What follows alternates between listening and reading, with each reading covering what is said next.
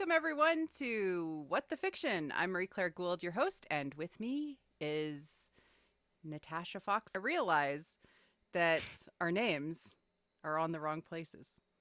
I My am now name, Marie Claire Gold. yeah, no. So I'll just do some fancy foot here, work here, and change it all around. There we What go. is a live stream without that, right? What is the live stream without accidentally having our names on the wrong places? I don't know. I We're guess it's here to talk about Love Between Fairy and Devil, which is uh, an amazing sea drama amazing. that Absolutely. we have become very quickly obsessed with. I think a lot of people have become obsessed with it, at least from what I can gauge online. I haven't seen a response to a show in a while on this level. Yeah, it is insanity that uh, what has been going on with it, with the sort of I guess it's the level of interest in sort of, I guess, the enemies to lovers, maybe. Yeah. It like hits all the right notes and happens to also execute them in a way that is almost unparalleled for other like previous iterations of this genre. So it's like took everybody by storm, not only people that are avid drama watchers, but people that might just be coming into the like for the first time, which is why we're doing this stream. Exactly. uh we have um a bunch of stuff to talk about, but first let's do some quick intros. Again, I'm Marie Claire Gould. I host this channel as well as talk about Star Wars in general on What the Force. um we've been friends for a really long time and we've done more than enough streaming, so this is so much fun to actually get back together with you and do some more streaming. And I guess the kind of introduction of like genre for me, which is what we're going to primarily be talking about this episode, for me was Ashes of Love, which is Mm-hmm. not something that you jump into lightly. No. And actually was my first Xianxia as well, and recommended by you and quite a few other people. And I just remember watching the first episode and seeing uh, the burnt bird carcass of our Phoenix male lead being buried into the ground and watered by the female lead, and being like, I don't know what I got into, but it seems really cool. Yeah, it was definitely like a new thing for us Yeah. to get into. And um I think that kind of just talking about some disclaimers about what we're going to talk about and how we're going to talk about it, because this is an intro primarily because we both watched uh Love Between Fairy and Devil on Viki or Aichichi, those Yaichi. Mhm. Aichi, which is where it was available first. Um but it's now coming to Netflix tomorrow as of this stream and recording. Yeah. And it And was pushed up a week too. Like it must be oh, that big of a thing that they pushed it up, because I was planning on having the stream later, but yeah, yeah. here And we so are. we pushed it up as well to be like, yeah, let's talk about this because we've both just absolutely loved this show. Um this is going to be kind of an intro guide before the show starts. So we're going to try to not super spoil anything. Everything. Although, Yeah. if you do pay attention to C drama intros, they always give the entire story away. That's just a recognition there. Not that this beautifully illustrated intro is actually going to ruin the story for you, more that it's going to hit the specific beats and notes that they really believe are the emotional resonance of the show. But yeah, we will avoid spoilers at all costs. We will be talking about themes and like higher story things, but we will save our real deep, meaty spoilers until our next stream, which we plan on doing. Yeah. There's also a ton of intro into like the themes that are in genre, the background in genre, but also in this show specifically. And it is pretty common amongst genres. You will like watch Love and Redemption and get very similar things happening. There is Mhm. some very cool, unique tropes that are done in here that are all done together just because fun. Yeah, Yeah. it's a kitchen sink drama. It has everything. It has everything. We apologize that we are two very white women from North America. Or, sorry, I'm a white woman and Nat is a non binary human. Um, but we're very white people and we don't speak Mandarin. So No, we're it's trying. We're learning. it's going to be Uh, bad. but yeah, we apologize for pronunciation. Just chalk it up to the fact that we also don't pronounce English words correctly as well. I personally am an awkward person, so sometimes things come out sounding completely different than they are written down. Just gonna put that out as a warning and caveat. I also say that in addition to that, there are plenty of other voices talking about dramas that have much more value than our podcast here or our stream here. Although I do feel like we have value here, but in the sense that we're approaching it as people that from our own like subjective experiences as casual or maybe a little bit hyperfixated drama watchers. So anytime that I can rec somebody who has a better perspective on it, I will do it. We have a couple in the end of the slideshow. But yeah, if you have any recommendations as well, please send them our way. I am happy to retweet or lampshade those on our next stream, Hmm. especially. So, Yeah, it's primarily from a sense of enjoyment and love for mhm. these dramas that we come from. And so if we get anything wrong, we seriously apologize in advance. We do, and we will happily correct ourselves later if we need to. All right, let's talk about drama phenomenon in general, Nat. Yeah, this is a huge topic that I just put out right up front, even though we are not going to be going into it specifically in this presentation. But I did want to note that Asian dramas, in terms of their popularity, have really skyrocketed in the last few years, especially because people have been stuck inside. So that absolutely makes sense. People are watching more TV, they're more committed to long term shows. Um, but, again, putting that in the lens of specifically US and Canadian perspective here, uh, Asian dramas have been an international and cultural phenomenon for a very long time. And there are many, many shows reaching back to, as long as television has been around. We're just touching the surface of what is a very historied medium, and we should recognize that. I've included older K dramas in here, but also older J dramas. Like J Mm-hmm. dramas don't usually get the same platform that K dramas or even C dramas do because they're specific to Japanese television and they're not syndicated or licensed out very often. Mm-hmm. So we're missing out on a lot of this media. And now that we have the opportunity to explore it and experience it, it's something that we want to get out as being like, this is a thing that whatever your interests are, you'll find something within it that will spark something within you. Yeah, and I think just the popularity of Squid Game really took a lot of people by surprise Yeah. that there is such amazing you know shows out there, but also movies. We've also had Parasite and Last Train to Busan. Like Mm-hmm. they're out there, and there's a lot of really cool media that isn't necessarily caught up in the same, how can I put it, North American BS. Yeah. We've dealt a lot with Western storytelling gravitating towards things in a very, I guess, what do you say, with capitalistic intent? Yeah. What is big budget? What is provocative enough, maybe even more violent enough to get people to recognize it as, as something that's prestige, I would say, Yeah. because there's a lot of trash TV too. And I'm not saying that all dramas are prestige. There are a lot of trash Yeah. dramas, of course. We understand that.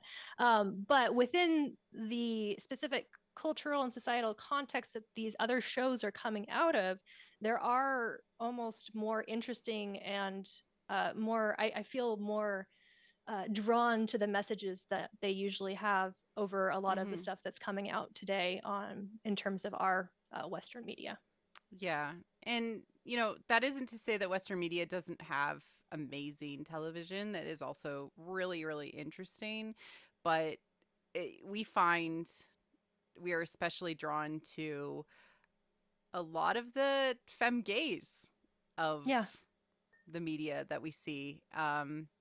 Specifically, like the K drama phenomenon and the like sort of Korean wave of dramas that have been coming on have become super popular. We mentioned Yeah. Squid Game. Uh, Crash Landing on You is internationally one of the most successful K dramas. Um, Hmm. there's Yeah, endless front and and center. endless amounts of them, like of dramas that like people I just work with have seen. All of them has seen Crash Landing on You because it's available on Netflix and it's translated into many languages, where they either have subs or dubs. They have full on Hmm. dubs for many languages on Netflix as well, which increases the accessibility to a lot of people that cannot handle subtitles. Yeah, exactly. And obviously, the K drama phenomenon has been having a long time, but we had periods of like the early Hallyu wave and like the current Hallyu wave that we've been talking Mm-hmm. about, and like recently with the ubiquity of K-pop or the ubiquity of Korean movies that are coming, and Japanese movies too, that are coming into our film. You know, uh, Mm-hmm. just our general zeitgeist is changing to become more international, and I think that's a positive shift, and it's been nice to see K dramas really push that, because like my mom watches probably more K dramas than I do, like, Mm. and I think that being able to talk about that kind of storytelling with her or with anybody that I like, I just it feels like a little bit like more of replacing that instinct that we used to have for maybe like the water cooler TV talk, like, or the post Game of Thrones Mondays or whatever. Yeah, So yeah. yeah. No, and also like just with that with the combination with popularity of Korean-based groups like BTS and other musical artists as well. Like there's a general like cultural shift where Korean culture specifically is becoming more well known Yeah. internationally. Yeah. And I believe a lot of that has to do with the relationship between the US and South Korea being so tightly ingrained historically. And obviously, we're not going to get into that. But in terms of the ease of access in regards to doing licensing Mhm. or doing, or even just, uh, making these international handshakes to get things pushed over here, it definitely does seem like Korean media and Korean anything pretty much goods are becoming more of the norm for American culture or Canadian culture as well. Exactly. Yeah. North American North culture. American. Yeah. Yeah, So let's. so what sets dramas apart for you? Okay. So for people not listening, I've included a slide here where I've put up a very interesting graphic in regards to um, the actual statistics in regards to why I personally like dramas more than anything else. And it's a quote from Forbes from 2019 from a very nice writer. And I have the article that I've linked here in my PowerPoint, will share, of course. According to the Center of the Study of Women in Television and Film, only 27% of directors, writers, producers, executive producers, editors, and photography directors working on US network programs are women. In Korea, the number of female screenwriters is closer to 90%. And while things have changed since 2019, they have not changed in a way where I would look at that statistic and say that Mhm. it's even close. When you're talking about what I am looking for, primarily, I am looking for more diverse voices in creation processes, and not just women, Mhm. of course, but anybody that has a different lens than your standard, uh, which is unfortunately right now pretty masculine gaze. So that is what's drawn me to dramas and kept me hooked for life. Yeah, exactly. And the types of stories that I personally get, even with something like Squid Game, which has a fairly dark, violent,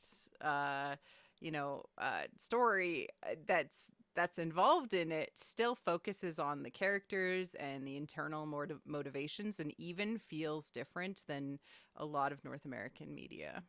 Yeah, exactly. And I think a lot of the resonation of that was specifically within the context of late stage capitalism and the response of like people in desperate conditions being Mm-hmm. pushed to the extreme. I think that's part of the reason why that popularity of that drama came out. And And the but I'm social really glad to see it. commentary around Hmm. it, right? Yeah. Yeah. And you can see that with things like Parasite as well. Like, Mm-hmm. again, but you have to at least try to delve into that context in order to understand, why is something so universal to us, even though it might be in a different language or from a different societal and cultural lens. Exactly. And, you know, I really also appreciate that um, we typically know how long these shows are going to be, Hmm. and very rarely are they left like undone or with open threads. There is occasionally things that were like, oh, this was going to be 2 seasons and they only did 1 season. That's occasionally, not a lot of the time, where we fall in love with a character or a show or a concept, and it didn't get high enough ratings, and so we never see it ever again. They actually tend to focus on trying to tell the complete story more often than not. Yeah. So if you're not familiar with dramas at all, most like Korean dramas will be 16 episodes. So they'll always follow that specific 16 episode, about an hour, maybe a little bit more time frame to tell a specific story. C dramas used to be very, very long. 48 episodes was typical for most of them, up to 60 to 70. Now Mm-hmm. they've put caps on that down to 36. Thank God, because and 24 too for modern C dramas. So that has helped, you know, reduce some of the pacing issues. Um, but also to note, like these shows are typically based on pre-existing IP, unlike American television, where you're just kind of have a writer's room and you're throwing at the wall and you're seeing how popular it is. What they're doing is they're taking pre-existing stories and knowing their audience, knowing what the audience expects. And sometimes these stories aren't completely finished, but they have a general idea of where they're going. So they're able to lay out this framework for them and put them out. So that's why I included Business Proposal on Mm-hmm. this slide, because of the fact that this was a pre-existing webtoon that got turned into a very popular drama that was released. And I think that's a model that we should be continuing to look at more here from a Western framework, but we'll get Yeah. there someday. And we're actually getting a little bit more of that with the introduction of Laura Olympus as an animated show. Mm-hmm. We should be getting it this year, I hope. But that's these are true, tried and tested materials, and uh, studios tend to like to do that. The only question is if they adapt it faithfully, or to adapt it in a way that works for television. Yeah. And that can be a very Yeah. sticky situation overall for sure. All right. So why not see dramas? So I have a lot of thoughts on this. Obviously, I've been chewing your ear on this like for like what, 3 years or something. Yes. In our slide, I have included a few examples of things that people might not know were originally C dramas, or at least a Taiwanese drama in the case of Yeah. Meteor Garden, which you've already covered on your own F4 streaming and podcasting. But for example, Scarlet Heart Rio, which was a very popular K drama from 2016, was originally based on Scarlet Heart, which was a Chinese very popular drama that was based on a web novel that was serialized about a woman who transmigrates, time travels back to a very specific period in history Mm-hmm. after being in an accident, and ends up embroiled with multiple princes and imperial like conspiracy and all these kind of things. But just to say that, outside of what we're exposed to through Netflix and other platforms, the adaptation iteration that's been happening in Asian drama land, it has been going Mm-hmm. on for a very long time, and most people don't know that they've already been exposed to a lot of stuff that is basically C dramas. I think that there's sort of a mental Go Go block when people go Princess to it. and Mr. Queen. Yes, Yeah. exactly. Yeah. Yeah. things that have already existed that have been taken up because of their popularity by other countries and remade. And we like to see that actually, because it's always neat to see the adaptational intent behind different cultures and societies when it comes to different stories. Yeah. Um, I mean, with except when we do it here in America, because we oh, usually do it badly. if you've ever actually watched the Hanayori Dango uh like adaptation for America, you know, like it's I not don't. good. It's not good. No, no, no, I no, would no, need a no. drink and a half for that, or maybe more. I have So, literally tried to watch every single version of Hanayori Dango. So, yeah, yeah. No, I mean, I really appreciate it when it's done in multiple color cultures. Like covering F4 mhm. was awesome because we got to, you know, really think about Hanayori Dango as a property and seeing how it flows and what the different aspects are added to it and uh carried on through the different cultures as well Mhm. as through the different adaptation chances, you know. Yeah, Yeah. absolutely. And I do have a quote here. I'm just going to read it really, really quickly for you. Mhm. Before Squid Game rocketed to #1 in 24 countries with 142 million viewers and over 3 billion minutes watched, Story of Yanxi Palace was in 70 countries with 700 million viewers in a single day. Because, you know, the Chinese population is quite Mm. large, reaching more than 15 billion views and becoming Google's most searched show in 2018, even though Google isn't even in China. So, I think that's really important to like really put the point down like uh you know, Eternal Love or Three Lives, Three Worlds, mhm. 3 Miles of Peach Blossoms, like one of your favorite genres, one of my favorite genres, like that universe, is also extremely popular. 5 billion at the time, like 2 years ago, 5 billion views I'll globally. actually correct that number later, but that will come up in my next Yeah. slides. So, Well, no, no, I mean that was like many years ago, but like we underestimate and I think that North American markets in general underestimate how powerful these stories are. yeah. And I think a lot of the past attempts by sort of US producers or companies to market to China have always largely missed the mark because they don't understand that these stories are already being told better. Why would you go for whatever is coming out of what Drek is coming out of our studios, right? Yeah, yeah, yeah, yeah. So like, and I don't say that lightly as somebody who's watched quite a few. Like I reached my 100th show in 4 years recently, and I have to say, like, there's no turning back for me. Um, there is a viewership for these kind of things, not just because it's on television, but because it's good. And Mm-hmm. we need to recognize that. And I know that there are, of course, barriers to entry. So I've gone ahead and put a slide together because whenever I try to explain why dramas work for me, whether it's Korean Make dramas it or big C so dramas people can really see the barriers to entry. that I've really laid out here, I hope you like my communist Elmo. I just had to throw it in Is as a that yeah, joke. that is communist Elmo. Good job. It Yeah, is. Uh-huh. yeah, Yeah. Or just maybe the fear of communism, Elmo, yeah. which I think is important to address, right? So Yeah. this is specific to Chinese dramas, but also, of course, lands in terms of other dramas, whether it's Korean or Japanese or Taiwanese is another sub Mm-hmm. level of drama as well. Of course, there's subtitles. That's a huge issue for a lot of people. And understandably, some people don't like to sit down and read. They like their television where they can just go and do something else. And I completely understand that. Of course, we've got Bong Ho Joon here saying that, once you get past the 1 inch barrier of subtitles, you'll experience many different stories. And I think that should be remembered every time that this Mm-hmm. conversation comes up. I don't really have an argument against it, except for the fact that we are seeing, as long as these shows are popular, we are getting them more access to more platforms. Netflix picks up C dramas after they've already aired on places like iQIYI and WeTV. Mm-hmm. Just have the longevity or the audience that was Yeah. invested in them. I do also say as there's more popularity, there is more dubs that are available. That's Yes. also like a really key thing. So, you know, it's gonna happen. Yeah, it will. I mean, I've Yeah. watched Nirvana and Fire and dubs before, and so like it's kind of weird, but it's tolerable, especially if the story is good enough that it can distract you from it. So Mm-hmm. I will say that's good. I'll handle this one, the cultural and socio-political.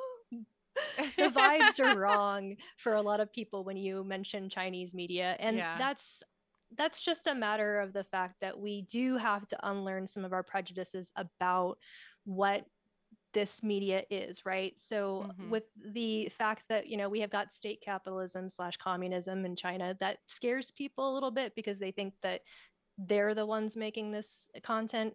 They are doing censorship on it in a tool, but not to the degree that is widely like believed here in the West. Censorship typically rotates around whether or not something is going to sort of shirk certain TV values that they have set, whether it's maybe a little too much intimacy or they mention something political. Yeah. But it really isn't to the level that people think it is. Like I mean, it can be quite extreme, it right? can Like be. completely dubbing over a phrase in a Yes, drama it can because be very they jarring too. yeah, when they didn't like it. The most recent example I have, which was a C drama that just recently finished, which was Love Like the Galaxy, they edited out all of the costumed bows, Mm-hmm. which although correct for the period of time looked too Japanese.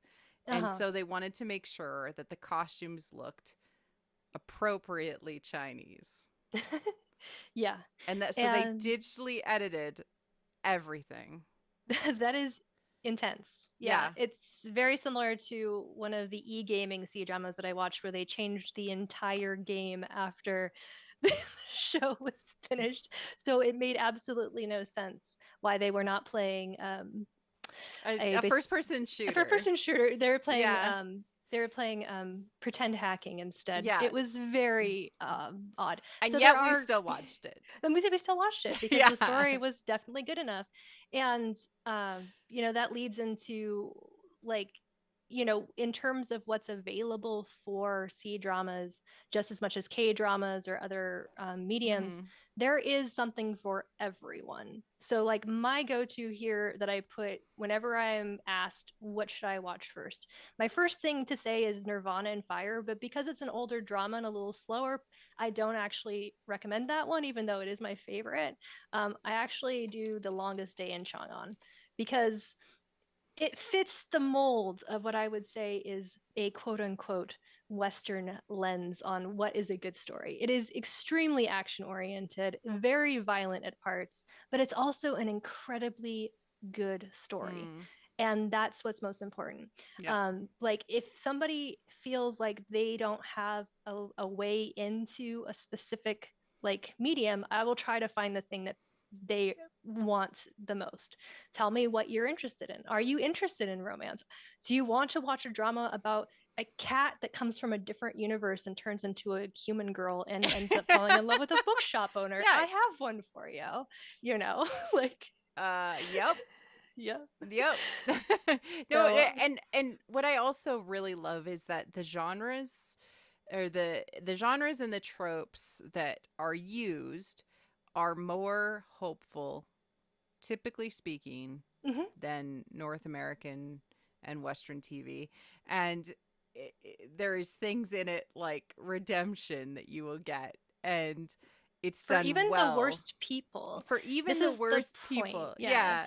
There is no black and white moralism, the sense of lone wolf individualism in any of these things. And Mm-hmm. yes, it's ideological, but it is not just from the communist mindset. It's actually based in, of course, Chinese culture, Confucianism, a Mm-hmm. long history of transformation of culture and society, where caring about your fellow person, no matter what state they're in, no matter how far they've gone, is actually kind of an important thing. It's a belief in restorative justice and redemption and, Mm-hmm. finding out where injustice has happened and righting wrongs. So there is more of that kind of good feeling that you get at the end of the day with these stories than you typically do in other ones. Yeah. Exactly. And Yeah. then the last one, it's too long. I went ahead and put a screenshot of my top rated dramas and the length of them. And it's a horror story for people who hear it. Did you really 78 watch? episodes. So 78 episodes, Yeah. I believe, is actually the story of Minglan, Yeah. which Yeah. is one of my favorite I have dramas of all watched it time. 3 times. Yeah. So that's that's where we're at. Yes. Yeah. Yes. If you come at me saying you can't watch 78 episodes, it's too long, I can point out a 7 season drama that's on Netflix that everybody's watched. And I can say, you watched that, you took the time for it. These are 30-minute, 40-minute episodes usually. Yeah. You're going to be fine. Modern And you're not Family, going to get, 10 seasons, 24 episodes a season. yeah. See, it exists because you see that number in front of you. It's terrifying. But I will caution that shows are actually getting shorter now. Thank God. Hmm. The one thing that That's the two government things. maybe did wrong. Yeah, the Chinese Cultural Authority decided to actually put a cap on them. Yeah. And meanwhile, K dramas are getting longer, which is Yeah, so they're weird going to to me. 20 episodes. Well, Some of they them, kind and of, they yeah, have done that in the past, but like it's it wild. I'm like, it is wild. yeah. Yeah. And K-dramas, like my struggle with K-dramas and the barrier to entry I've had with my own husband trying to get him involved. Oh, Which, I tried. like, he I watched tried. Squid Game, which was great, Hmm. but like we ended up sitting down and watching Crash Landing on You, and he was like, this is an hour and 20-minute episode, Marie Claire. And I'm like, yes, that is true. Yeah. They are like K Yeah. drama episodes are so long. Like I tried to rewatch Goblin recently, and that was not a good time. Mostly because of pacing, but also because it's it's long. It's too much. It's Yeah. crazy. It's a lot. Yeah. Yeah. Yeah. So, I mean, it is a commitment, but most of these are in streaming platforms. So it's like work at your own pace. Yeah. And same with Mhm. them being released. They're usually released in chunks. You can catch up when you want to. Nobody is holding your hand and telling you like you have to watch it right now. Um, you're not like a hyper fixator like me, where you wake up at like 7 in the morning To watch the new to episodes watch the that new just dropped. episodes. Yep. Yeah, that was my summer. Me Because too. Yeah. because of Love Like the Galaxy, Yeah. Alchemy of Souls, Hmm. and this one, it was like a little race, and like which one I was super invested in, and oh my god, did this one like blow my mind. Absolutely, It's wild. 100%. I'm not usually shocked anymore, but I was shocked. So And that's good. let's get into Xianxia, because Okay, yeah. I'm gonna tell a little story here, and we're gonna like oh, a little story, a story time, little story. story time. It's not a huge story. I'm gonna make you big. You're big now. Am I big? Yes, you're big on the screen. Oh no. Okay. Well, actually, I will need the slide Oh, because I think it'll probably prove a point here. So back in 2017, in Chinese drama land, we had our usual rote and go. Things are happening, and you have a series of modern dramas and low quality, but very fun IP based fantasy dramas. There is a lot that comes out before this, like Nirvana and Fire and other shows that are just so good. But again, a lower budget because even though these are independent studios, they are funded. So they have to make sure that the money is being used correctly for the best reasons, right? And CGI wasn't at the best quality back then in general, even considering our advances now. hmm. So, um, this is all to preface that what happened is there was a little drama called sort of Legends that came out of Jiaxing Studios. And Jiaxing Studios was started in 2012 by Yang Mi, who is now probably one of the richest women in China. Oh my god, I love Um, her so much. she is also the lead actress of my favorite Xianxia, and then we'll get into that in a second here. But she started the studio with a stable of actors and managers, and they're not the most loved studio. I was just going to say that, like, preface it. So if anybody coming here tries to educate me about that, I understand that they have a history, but they started from pretty much nothing. They became popular with a very good drama based on a video game. And they were using their own money to bolster the company when they decided to pick up the IP of Three Lives, Three Worlds, the Pillow Book. Oh no, the Pillow Book. I've my brain. Eternal Uh, Love. Eternal Love, but Yeah, 10 but Miles of Peach 10 Blossoms miles of is, peach yeah. blossoms, yeah. So I've put in a little diagram here about how they were investing their own money right before they aired sort of Legends. And then in June 2017, they announced that they had secured $36.8 million of new shares Mm-hmm. and signed a deal with Disney and were capitalized at $700 million US. So they went big. And the Mm-hmm. reason for that was 10 Miles of Peach Blossoms. Yeah. 50 billion views during airing. We don't know what Oh, that number is now. 50 billion during airing? Yes. I was wrong. Oh, by an entire zero. Entire zero, yes. Yeah. I mean, when we consider that most of like the most popular TV shows of all time over the entirety of their air date got hundreds of millions of views, this is insane numbers. Now, is it real or not? I don't know. I don't care. The most important thing is that this was a cultural phenomenon that set off a new chain of events in regards to the production of Chinese dramas and the availability of stuff. And because it like set a precedent, what followed was really interesting. And I have a slide here that makes Yep. my head hurt every time I look at it. I apologize for putting it in front of you. I don't expect to read this I'm out gonna loud make or it you to read big. it. Okay. Yeah, please make it big because I am embarrassed by it. I went personally through my history of Xianxia because I started in Yeah. 2019. Yeah, early 2019. And what I watched Did in I terms of drag you in? you did, yeah. And you also dragged me into watching Meteor Garden, It like was immediately me? after. Yeah, of course. You made What? 100 tweet thread about Meteor Garden Oh for me, and it yeah, and was I funny. forced you to watch me here. Yeah, that was my first modern C drama besides Oh maybe my Love god, I'm so 020, sorry. which regrets.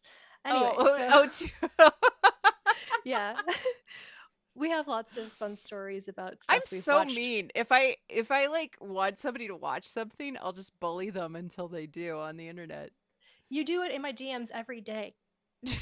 What's new? But I do that. I do it the same to I you. did But tweet this to you. I was like, Fairy yeah, and Devil, let's do this. It's yeah. Dylan. And you're like, maybe, maybe I'll take a look. And then like down the rabbit hole. Okay, great.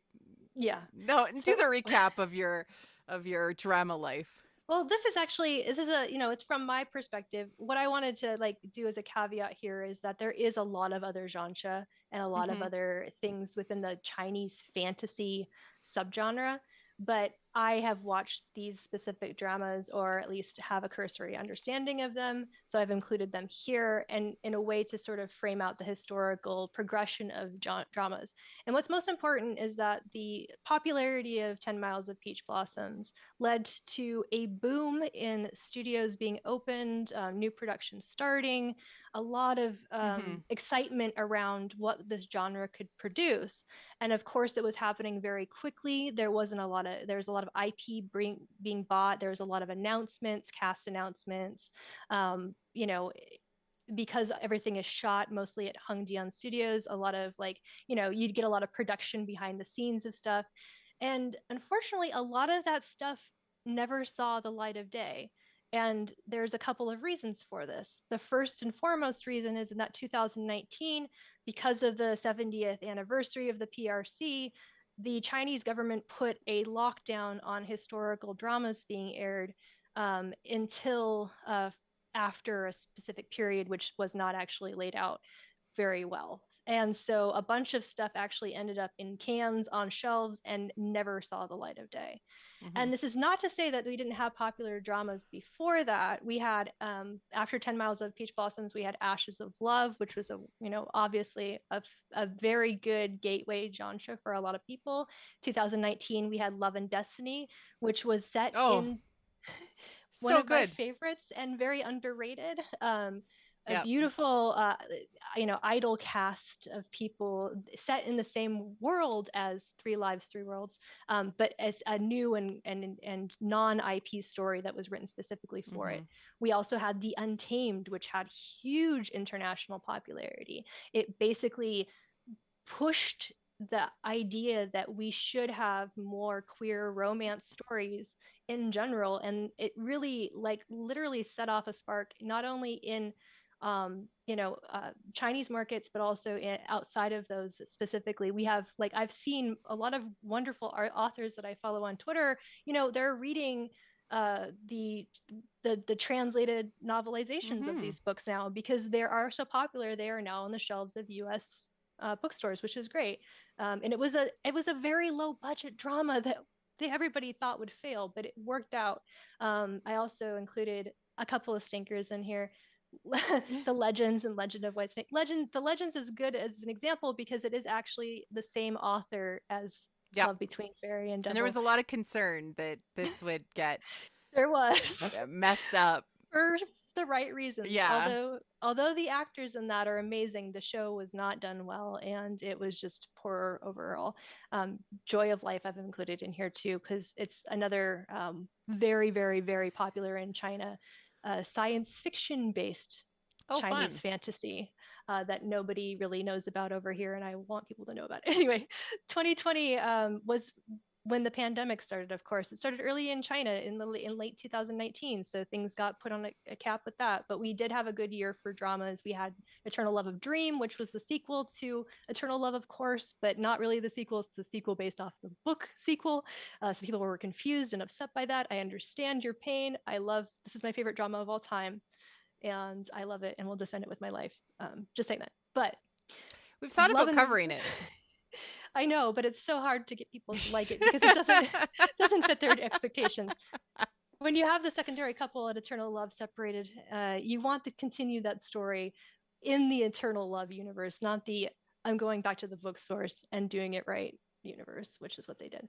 So we I also don't know. have I love the matchmaking it's great. I love it. I understand the differences, so I jived with it. Yeah. Love and Redemption, one of our personal faves. I think this is the most comparable genre that we have to Love Between Fairy and Devil, not only for content and heart, but also because it was such a sleeper hit. Yeah. Like, I don't think anybody believed in it. I think people were pretty, like, burnt out on some of the lower quality productions that were being released at that time and thought that it was just going to be another one of those. And I watched the excitement build for it in real time. And it was so nice to see because it is such a beautiful drama that has this whole, like, very long involved like, it ends up becoming very enemies to lovers, but there's such progression before it that it really feels emotionally resonant by the time that you get to that point. But it is very long, just like the other ones. So, and then we had Word of Honor, which was another BL content that was also extremely popular. I think all of the fans of The Untamed went on to that one. I'm very proud of that push and shift towards that. And again, an incredible story, although not a genre particularly. It kind of falls in a weird genre mix of mostly wuxia into some of the mystery stuff. We'll get into genre later. And then 2021, last year, we started to get a little bit more content after all of the pandemic happening. Ancient Love Poetry, one of my personal favorites, but nobody knows about. Who cares? I've watched a solid 10 episodes. That's okay. It takes 17 episodes to get to the actual story. It's just prequel before that. But it is. I will probably pick it up eventually, but again. I read the novel through Google Translate because there's no official translation. That was how down bad I was. We also had Novaland Pearl Eclipse. The Novaland series is a very famous series in China based on, again, web novels. They have quite a few dramas before this one. They're all set in the same world, same right? universe. Yeah, same universe. Okay. And it is low fantasy. It is not a genre in the sense that you will see gods and stuff like that or people in heaven. It's about real historical, well, quasi-historical. It's set in a different world, right? Novaland, where the political actions and the conspiracies and things that happen within, like, an imperial or palace setting are affected by the magical flavor of the world. And this one starred Yegmi and William Chan, and it's an incredible drama. I highly suggest watching it. One of my favorites. I won't go into all of these dramas. I apologize. I have to talk about Miss the Dragon, though, briefly. We do have to talk about Miss the Dragon, for sure. Can I do that? Yep. Okay. Dylan is a dragon in this. So he had done one other sort of fantasy type show. He had done Evernight too. Hmm. Briefly before that, that didn't land very well with most audiences for a I think variety people of were yeah, there's reasons. several reasons for it, including the fact that I think that they enjoyed the chemistry of the leads in the first one for In the sure. in the in the yeah, but Yeah. Miss the Dragon is just this really charming and beautiful story where you fall in love with the main leads and also the secondary leads. Yes. And Dylan really cut his teeth in Janja finally in this one. I Yeah. feel like. Miss the Dragon is very unloved, I will say. And I Really? understand. I understand why. It's the ending is pretty messy. Absolutely. The mortal arcs are just because they have like more than one mortal arc. They have like several. It gets very tiring to watch. Yeah. Basically, he's a dragon that's in love with a woman that needs to be like go through like mortal arcs Trials. multiple Yeah. times. Yeah, and she decides in some that she's not going to forget him, and some that she does. It's very taxing on the brain, and it doesn't follow the emotional beats that you really want, but the side stories are great. There's a Lord of the Underworlds and a little bird fairy romance that's adorable and I really Yeah. love. Highly recommend if you want to see Dylan in a white wig pretend to be a dragon. It's good for that at It least. is. No, okay. My bar for Dylan is very low. We've watched Meteor Garden, and he's not a bad actor. It's just that you watched, 60 Yeah, episodes I of did. filler, basically. Yeah, yeah. They did almost every single plot from the original manga It was in a Meteor lot. Garden. So, yeah, it was We a have, lot. And we move on to 2022. Immortal Samsara. It just came out yeah, recently. The Blue I've watched the Whisper. first few episodes of that. I might continue. We'll see. Avenue X does not like it, so I'm kind of going with that. But Blue Whisper, Solid. solid, So absolutely good. solid. And again, not a Xianxia because they don't go up to heaven, but they do have a lot of magical elements. It's about a merman and a demon tamer who has to Hmm. tame him for her uh, clan. But it has a lot more plot than that, and it's just really really good. They actually had I to mean, split it into two parts I because think it of the technically restrictions. counts as genre because the King of Heaven is involved. That is true. Yeah. So I and his sister. So I do think it is count. It does count. Yeah, it's hard to follow. We're not going to make the genre restrictions. Yeah. Nobody needs to do that. But yeah, and then of course we get here to Love Between Fairy and Devil, which is our third quarter sleeper hit that everybody seems to really like. And yeah, we'll get into before we get into the actual meat of the genre. We do have to explain what we're talking about because I'm sure there are people who are like, "What?" So Yeah. first and foremost, Chinese fantasy novel genres. And this is not a comprehensive No. report of what this is. Because when we're talking about dramas, we're talking about something completely different of an animal than we are the novel, the novel community, right? So serial web novels are the standard for publishing in China. Basically, what that means is that you can just go on to an author's website and read all of their work up to a certain point and subscribe if you want the latest releases. This is for a very small amount of money too. This is like taking, your fanfic and being like, okay, if you want the newest chapter, just give me like 80 cents or something, right? Hmm. And if you have enough people, which they do, you can make a decent amount of money on that. You have a publishing house, of course, that prompts you to write and does your editing and make sure you release stuff. But in terms of the model, you have a lot more freedom as a writer. You can do whatever you want. And sometimes that's to good effect, sometimes that's bad. Yeah. Chinese novels tend to go very, very long, especially the most popular ones. Nirvana and Fire and Joy of Life are perfect examples. I think like the texts on those were just ginormous. But people are invested in these stories and they get them at a regular interval. And then when they're completed, they get picked up because they're so popular and they get turned into dramas. And that's where you get into the whole thing around how can you adapt something that large and that interesting into. But so we begin. So this is a very basic white person explanation of what Chinese fantasy novel genres are. We start with wuxia. Wuxia is the most familiar term to anybody outside of China in regards to the fact that we have wuxia movies.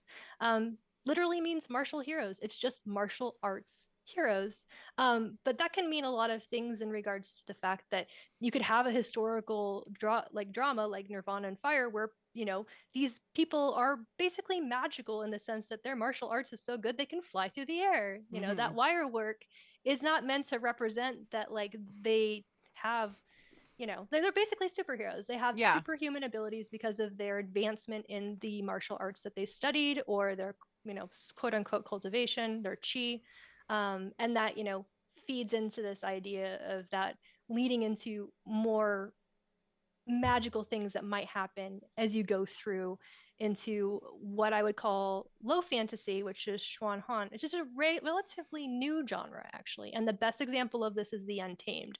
So the Untamed has magical fantasy, supernatural elements. It's got the undead, it's got spirits and ghosts, it's got demonic cultivation, but it doesn't have the gods. It doesn't have your heavenly deities coming down to earth and going, hey, you might not want to study that practice of magic.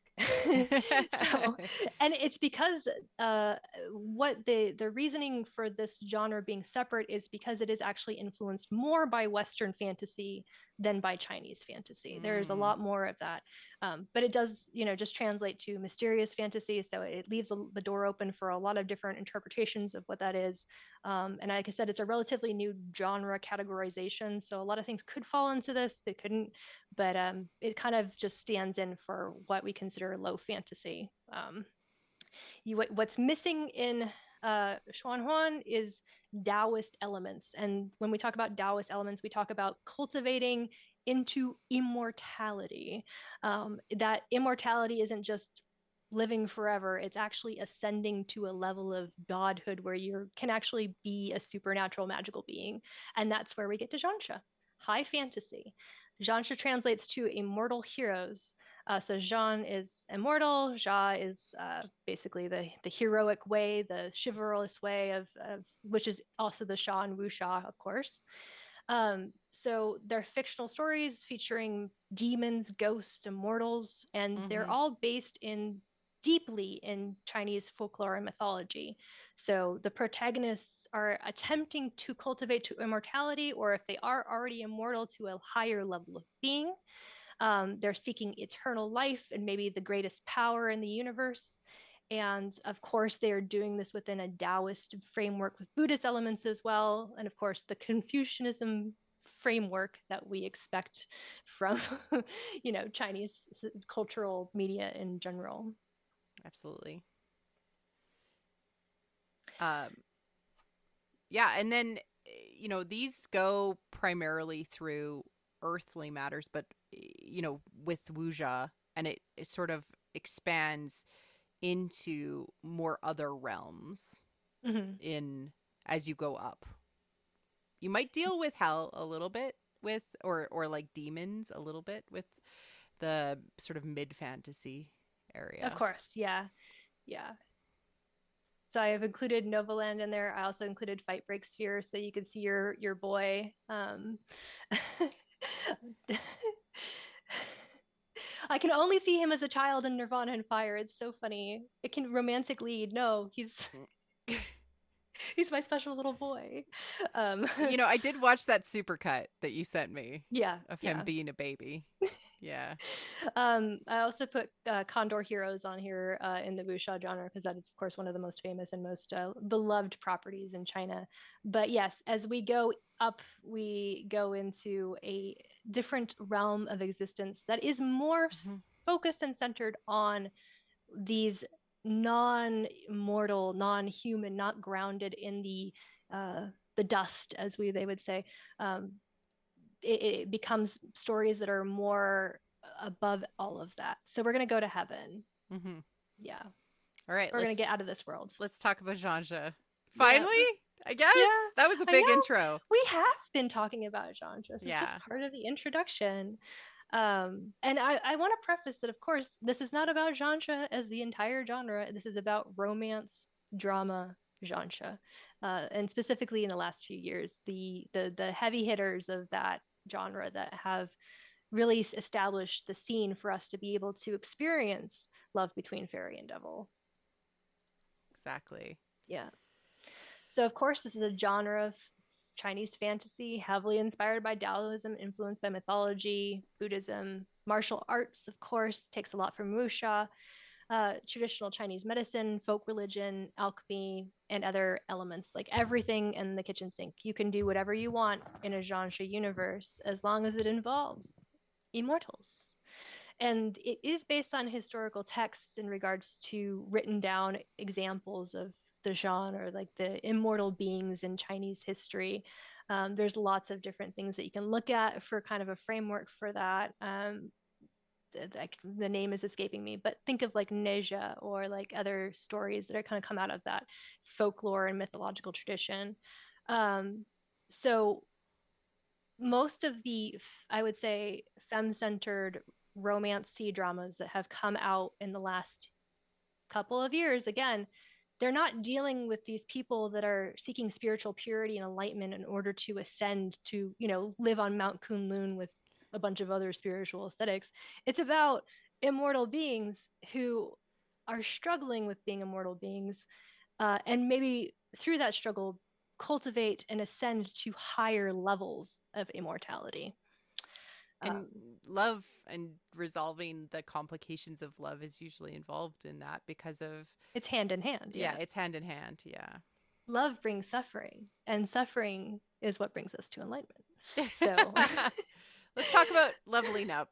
yep, leveling up. I joke when I say it's just like leveling up in a video game. Cultivation is a very complex topic, and as its own kind of sense, like most Chinese novels are cultivation novels. They're about a protagonist that starts at the beginning and works his way up from in martial arts or Mm-hmm. through the study of spiritual practices into something bigger. Meditation, drinking the right tea, having the Taking right enough pills. food, Yeah. getting direct transfers of energy from someone who's super kind and is like, actually, you're really weak. I really wish you were more powerful. Yeah, I'm just going to sit behind you cross-legged while you sit in front of me cross-legged, hunched over, and I'm going to push my energy into your body in order to, raise your chi or cure your chi if you got a chi deviation because you tried too much or you took the wrong pill or something like that. It's an incredibly intricate magical system that I will not attempt to explain, and you should just take it as is when you see it happening on screen. It's a different kind of magic, and Just be it's like, good. yes, this works. Yeah, there is typically a core. I included the, of course, golden core from the Untamed. We all know what that means. But, it's usually represented as a glowing orb. Sometimes people will just take these out of themselves and try to give them to someone else, or actually give them to someone else to keep them alive, because this is, in a sense, the absolute heart of your spiritual energy. Sometimes your soul, depends Mm-hmm. on what story we're talking about. But it's the cultivated spiritual power. It lives within you. And yeah, it can be easily corrupted if you practice techniques that are quote unquote evil. And evil typically means, they cause harm to other people. This is within a Buddhist Mm-hmm. framework, right? Not a Christian framework. So anything that causes harm, anything that, is born of emotions that are, violent or resentful, can lead to unpure or evil spiritual cultivation. And we'll get into that with our immortals in a bit. But I also think that it's important that cultivation it goes through sort of a series of raises and plateaus where mm-hmm. there's almost like gates where you have to pass them. And that can involve a trial of some sort. And sometimes that's just heaven is like, and now you're powerful enough to receive these lightning strikes, or Yes, you need to prove that you understand the mysteries of being a mortal, not immortal, a mortal, a human, and all of this suffering that mortals go through to transform kind of into the next level. exactly. Yeah, once you've set your power level high enough, you have to basically, you're going to be tested even more than anybody else, right? Mm-hmm. And it's sort of just the idea that like there's a cost to the power that you have now. Yes, exactly. Yeah. Yeah, there is always a cost. Yeah. All right, let's talk about the realms. Yes. So Yep. this is one of the things that I think I personally found very confusing when first watching Xianxia, because they do tend to do, you know, quick cuts to different settings, and they don't have like the sort of like interposition of like scenes that makes you understand the, I guess, the larger universe. It's better now in certain shows, but it can be confusing to know what we mean by the different realms, because there's at least three. This Sometimes is there's more. there's more, yeah. Um, I also will explain immortals, and I will try to touch upon reincarnation a little bit for us today too. Yeah. Actually, both of us will. You're gonna have to help me with this, but Yeah. It's great. Let's talk about realms. okay. I absolutely love that it there's like that's one thing that I really love about genres is that at least there's three and sometimes there's more Mm-hmm. where you don't know the whole story. Like me as a human living in the world don't know the whole story of what all is out there and that there's an entire like immortal race of beings and I'm just this little piddly mortal that can't really do anything. I love that. Yeah, my favorite like iteration of that is like when people are fighting in heaven and the fallout from their magical energy will start destroying Mm, things in the mortal realm. Like yeah. a city will blow up with a meteor and fire raining down from the sky just because two guys are clashing swords up in the clouds. Yeah. That kind of like the downward trickle effects or like of these realms upon the mortal realm, and the fact that these people are supposed, or not these people, these immortals are supposed to be the people watching over them, Yeah. and keeping that stuff from happening. That's kind of the like the balance that they have to strike. That's why there is a deity realm. Mhm. They're meant to manage mortal affairs, and to become them sometimes, of Mhm. course, too. um yeah, deity and immortal here are separate just because immortal in the sense of the genre usually stands for people that have cultivated to immortality. So they're not going to go live in heaven, they're going to live in these spiritually rich places like Kunlun Mountain, Mhm. in order to kind of maintain their power. Eventually they might ascend to heaven. They'll be like, you know, there's usually what they'll have is like they'll have like a little trial or test, or they'll be allowed in at some point or picked by a specific god to become a fairy. You know, like that happens quite a bit, but in general there's a little bit of separation between that. It's not something that you have to really care about. Whenever you see heaven, you see heaven. Whenever you see people that are immortal like having a little space, that, you know, yeah, we're not going to differentiate a lot. Same with spirit realm. It can be like an extension of heaven. It could just be someplace like Qingqiu, which is where, you know, the setting of eternal love, where it's like where the nine-tailed foxes live. Yeah, it's um literally like Green Hill or Green like Hill, yeah, it's yeah. like a folklore land in Yeah. Chinese mythology that's existed forever, right? Yeah. That becomes its own little place. It's like saying that you live in what is that one green, uh Fiddler's Green or Fiddler's whatever. Green. Yeah, you live Yeah. in Fiddler's Green. Yeah. From Sandman. Sandman. Yeah. Yeah. Yeah. We also have, of course, the Mortal Arc, which I note here is a nice place for a trial or a vacation. Sometimes Yeah. they just go down there just to check things out and And marvel at the usually wonders. this is something that like some people have struggled with, but in most genres there's a time difference between the mortal realm and The Immortal Realm. the Yep. immortal realm.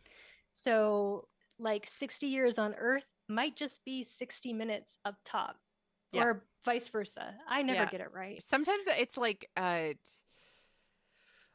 hour is a year Yes, in the is Mortal Realm. Yeah. m- most commonly an hour is a year. So if you're going to go through a month up in the immortal realm, it's going to be a person's lifetime. Exactly. Yeah. So you have to be really careful with that. Eternal Love deals with that as a plot point, Yeah. of course. The Demons. demons, my And favorite. yeah, it's not always demons. Sometimes it's just like a dark realm or the anti deity realm. Yeah, we'll get It's into a hard little to bit more tell. explanation on the immortal, like the explanation for what a demon Mm-hmm. is, but they're not demons in the Christian biblical sense. They're literally just monsters. They're variations on, Mm-hmm. they're not heavenly. They're just not, you know, and, you know, they're typically dressed up all in black and they have like horns or some like interesting Mm-hmm. features that make them seem a little bit scarier, quote unquote. But they're just normal people. They just like, they're gods. People are It's that's prejudiced against them because they Yeah, look scary. exactly. Yeah. So there's also devils, and we'll get into that, but and they can be sort of like mixed up. But the next realm that I really want to talk about is the ghost realm. Mm. This could mean a few things in terms of Xianxia, but typically what it means is the underworld.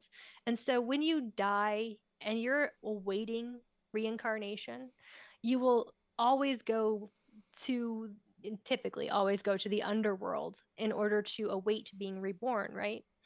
And if you have a problem with being reborn because of resentment or you're being punished, you might just stick around there as a ghost for a while. It happens. Um, Sometimes people just dissipate or they just never make Mm-hmm. it out of there. And it can appear in many different forms, but there's a huge mythology around the underworld in Chinese culture There's and and actually it's very Buddhism. And comparable to Greek it underworlds. is Like very much so. there's a Rivers. river of memory where you can lose your memory if you fall into it. Kind of like Hmm. the river Styx, the Lithe River. Like there's a god of the underworld usually. Uh there's a lot of similarities, which kind of says that it might be more archetypical than we think. Yeah, there's probably a lot of cultural uh, Hmm. crossover there, I believe. I think people always assume that there's a lot of differences when there's much more universality. Yeah. All right, let's talk about these realms just ever so briefly with a nice slide. Yes. Yeah. Heaven, deity realm sucks. Yeah, I'm just gonna preface it. It's just it sucks. Like the in any There's genre, always in too pretty many much anything. rules. in Yeah. in Ashes of Love, they had no real flowers. They were all fake flowers. Like Oh imaginary yeah. flowers made out of clouds because everything was kind of faux and fake in Yeah. Ashes of Love. It's an incredibly boring place, and Hmm.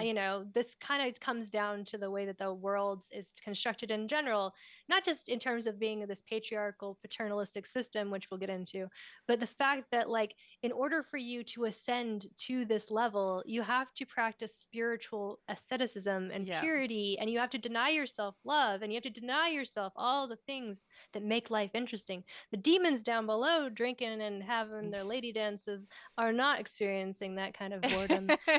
That's all I'm gonna say. So it's a little bit of a hedonism versus a um, this is your parents' Sunday night dinner Yeah. kind of situation. So yeah.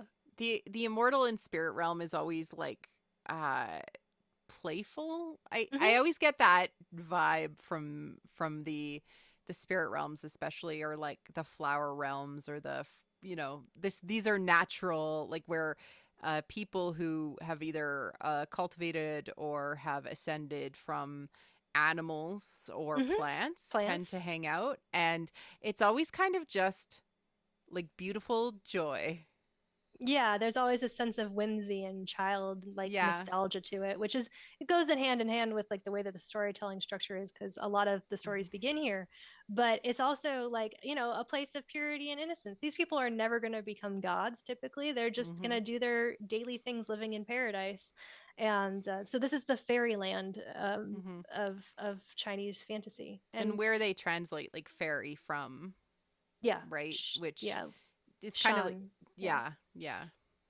Uh, and it's sort of like nature spirit or nature immortal in a way, right? Hmm.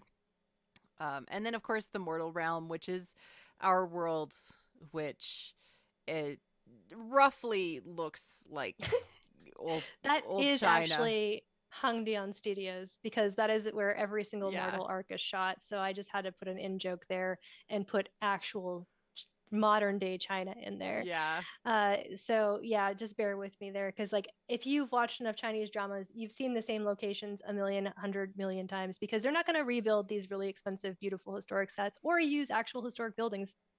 There is just a very, very, very, very, very large studio where almost all of the drama productions are shot. So uh, and I absolutely think that one of my favorite things about Xianxias in the fact that we get to travel and kind of see different things. Hmm. Really, really, like, it absolutely makes everything like super fun and enjoyable. It it really does make the stories themselves have a layer of moving between different phases of self exploration, especially. And we get a certain amount of how the characters react and move to uh, different situations when they're faced with alternative people and alternative situations. All right, moving on. We also have our heavenly deities. These deities are based in the Taoist pantheon and are mythological figures. We have heavenly emperors who are usually the head of the deities. Sometimes they are considered to be like the highest god. Sometimes they aren't. Sometimes they're just sort of like the house manager for heaven. Yeah, they're sometimes they're elected, or just based on who's the most powerful. They're usually not the most powerful though. No. They're usually just like a dad figure, or an older brother figure. May I I would have speak put with the manager of heaven, please? yes, exactly. They do set all the rules, so even if there are more powerful beings, they usually have to, you know, go with whatever they say. It's based on a historical figure, the Jade Emperor, which was Mm-hmm. believed to be the key point of heaven. But yeah, he's a jerk usually in every single one of these. He's an antagonist. I could have included a picture of one of these, but it'd be a spoiler for one of the Xianxia, so I didn't. You'll find that sometimes the Heavenly Emperor himself might just be right in front of you, and you just didn't know it. So, but yeah, I've included him. I've also included Siming, and Siming is, of course, our favorite god of fate. Do you Yeah. you know a lot about Yeah. Siming? Yeah. Seeming is the writer of like basically mortal destiny and sometimes Yes. immortal destiny. But it kind of depends on the story. Most likely it's just mortals that they can write the fate of, and they're responsible for setting the path of the person's life. They also are responsible for when an immortal chooses to like or goes on a mortal trial, and they Yes. also have to set that course of flow as well. They get to write the immortals' mortal arcs for them. And so, yeah, usually portrayed as fastidious writer types that have ideals of romance and life but have never actually lived them. Yeah. um, which is funny because this love between fairy and devil has a very interesting new version. I put a little heart next to her in the Yeah, presentation. we got a She's lady. I got a lady swimming. She's part of the canon of the author's world, and apparently will be getting her own story. Oh So, my um, god, I'm yeah. loving this. So they basically played it well in the show that you're going to watch or have watched already. They played at her specific romance, and actually showed her romantic interest, and will possibly be getting a drama with that actress and of course that actor to play their roles. But yeah, it's nice to see this version of Simming, and in fact, in the novelization of the show, which is completely different, there's a mistake that uh, Okay. Xingxiang actually makes quite a bit. He thinks Simeng is a guy and it gets jealous, but it's actually because our main girl character is her servant, so Yeah. always talks about her. But And then because it, realizes later on that she yeah, was a woman. Yeah. utilizing the wonderful the fact that Mandarin does not have pronouns. So, Yes. But then we have our usual boys who are usually our male main leads. we have to talk about gods of war. Yeah. Yeah, cuz it typically is the main lead is some sort of sad boy who does not want to be or doesn't realize they don't want to be the god of war Yeah. usually. The fact that I can include like every single Xianxia drama here with the God of War is pretty telling, obviously. They're sad. They've had to put aside their love for duty. They have to learn how to be human again. All of my favorite examples, and unfortunately, but they all become different people by the end of the story, and Mm-hmm. that's what the most important part is, right? Yeah. And on heavenly deities, there's other ones that we haven't really touched upon. A lot of them are Sometimes there's based. like elemental ones, like God of Thunder, God of Yep. Lightning, God of whatever. Yeah. Yeah. And typically the god of war position is a position. It's Yeah. not actually a god of war. Like they have some other like specialty or history. I mean, in the Like first two with Ashes of Love and Eternal Love, like those two were also the princes of the realm too, right? So exactly. so it Yep. was like something that they took on kind of as part of being the princes of the realm. Yeah. And our main lead in Love and Destiny is the god of thunder and also the god of Mm-hmm. war. Or was that our lead in Yeah. Eternal Love Poetry? Who knows? No, just kidding. But yeah, I really enjoy the fact that Jansha is basically just like our Western audience, like writers using Greek mythology or Egyptian or Norse Mm-hmm. or whatever you want, and just taking the character archetypes and basically playing around with them without restrictions. Yeah. So And it's not nice to not see. having to make that Thor or not having to make that Zeus. They can Yeah. like insert new character name as that character Hmm.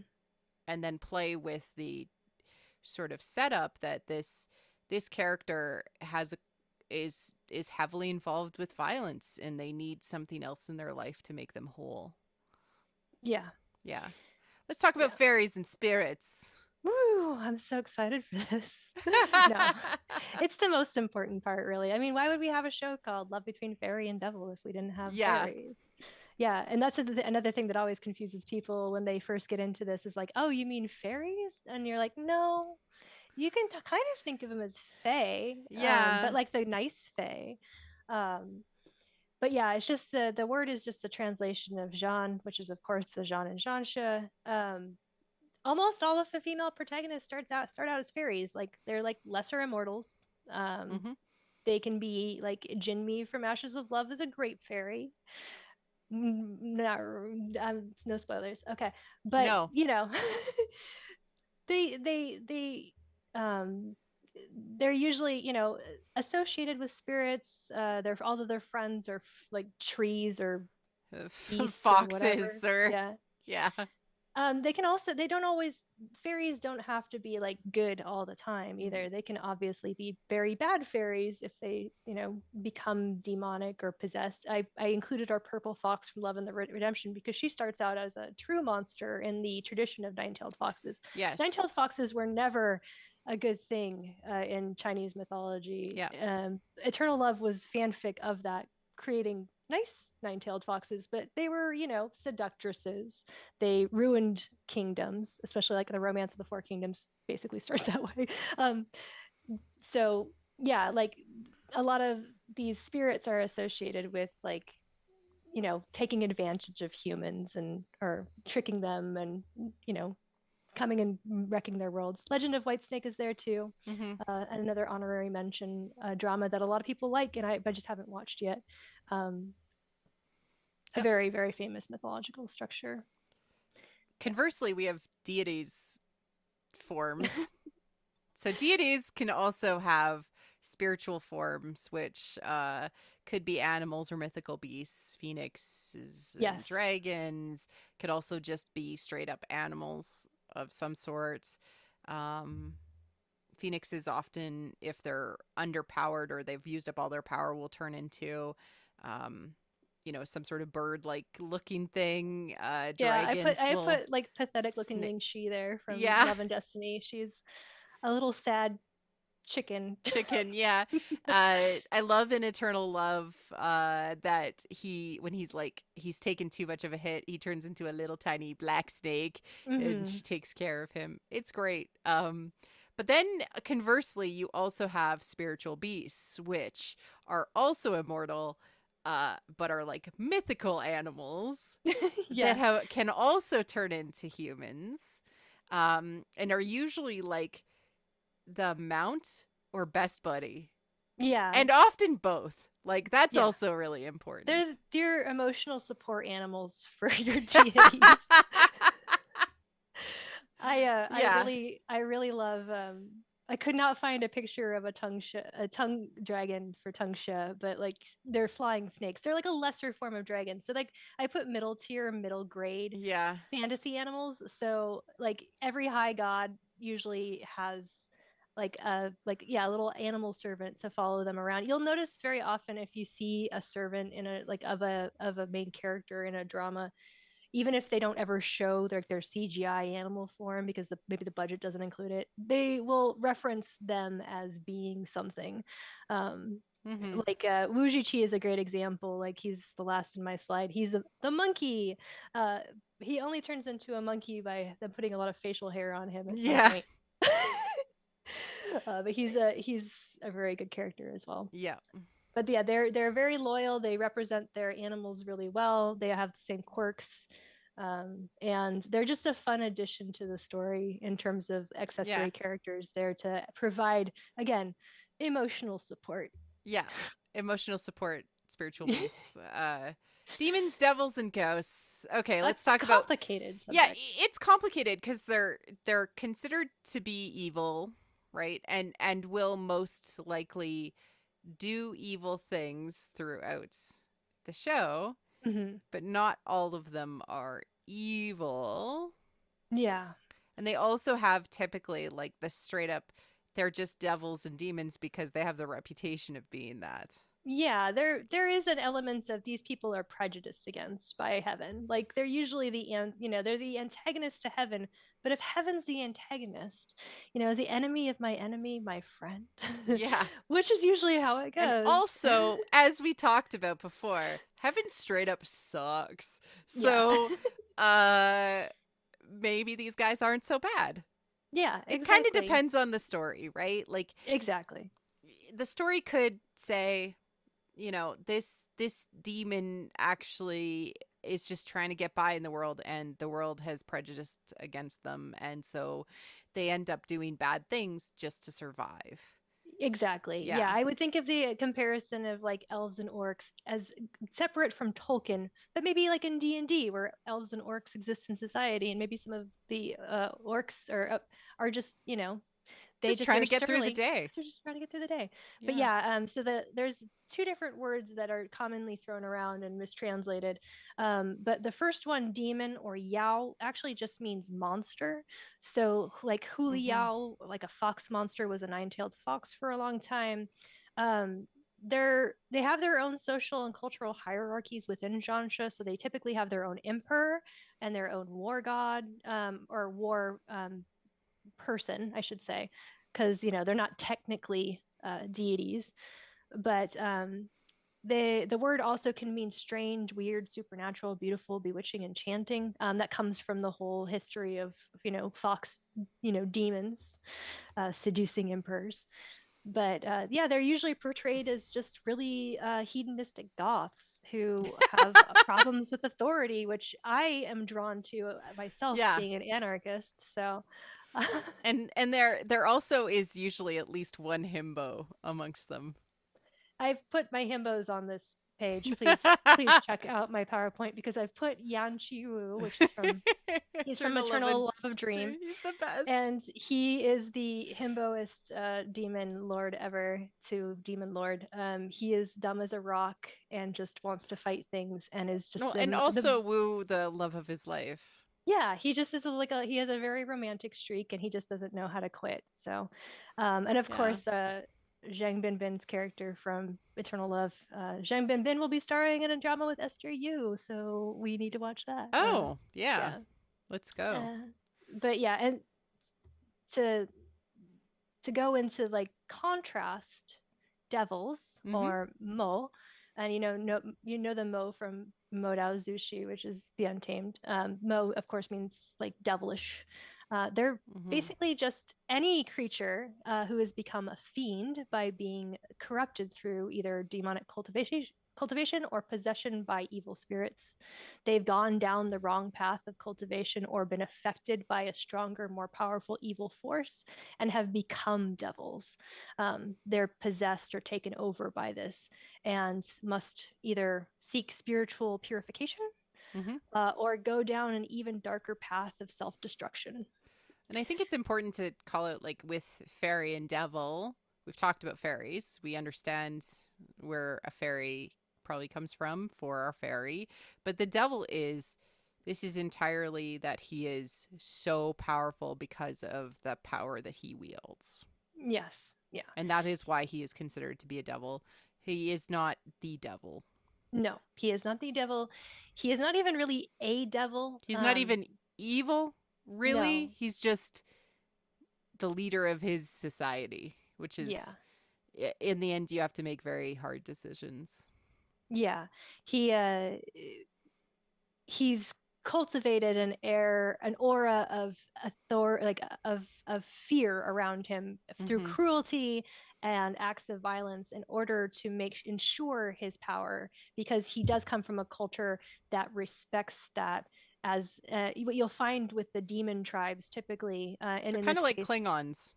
yeah, they're like Klingons. They like to Yeah. fight in order to establish dominance and in order to make, and they do have a little bit more of like that gender differentiation sometimes, Yeah. although there are great, I did not include any of the great female demon examples, but there's wonderful ones in Ashes of Love and Eternal Love. Oh, yeah. um, Yeah.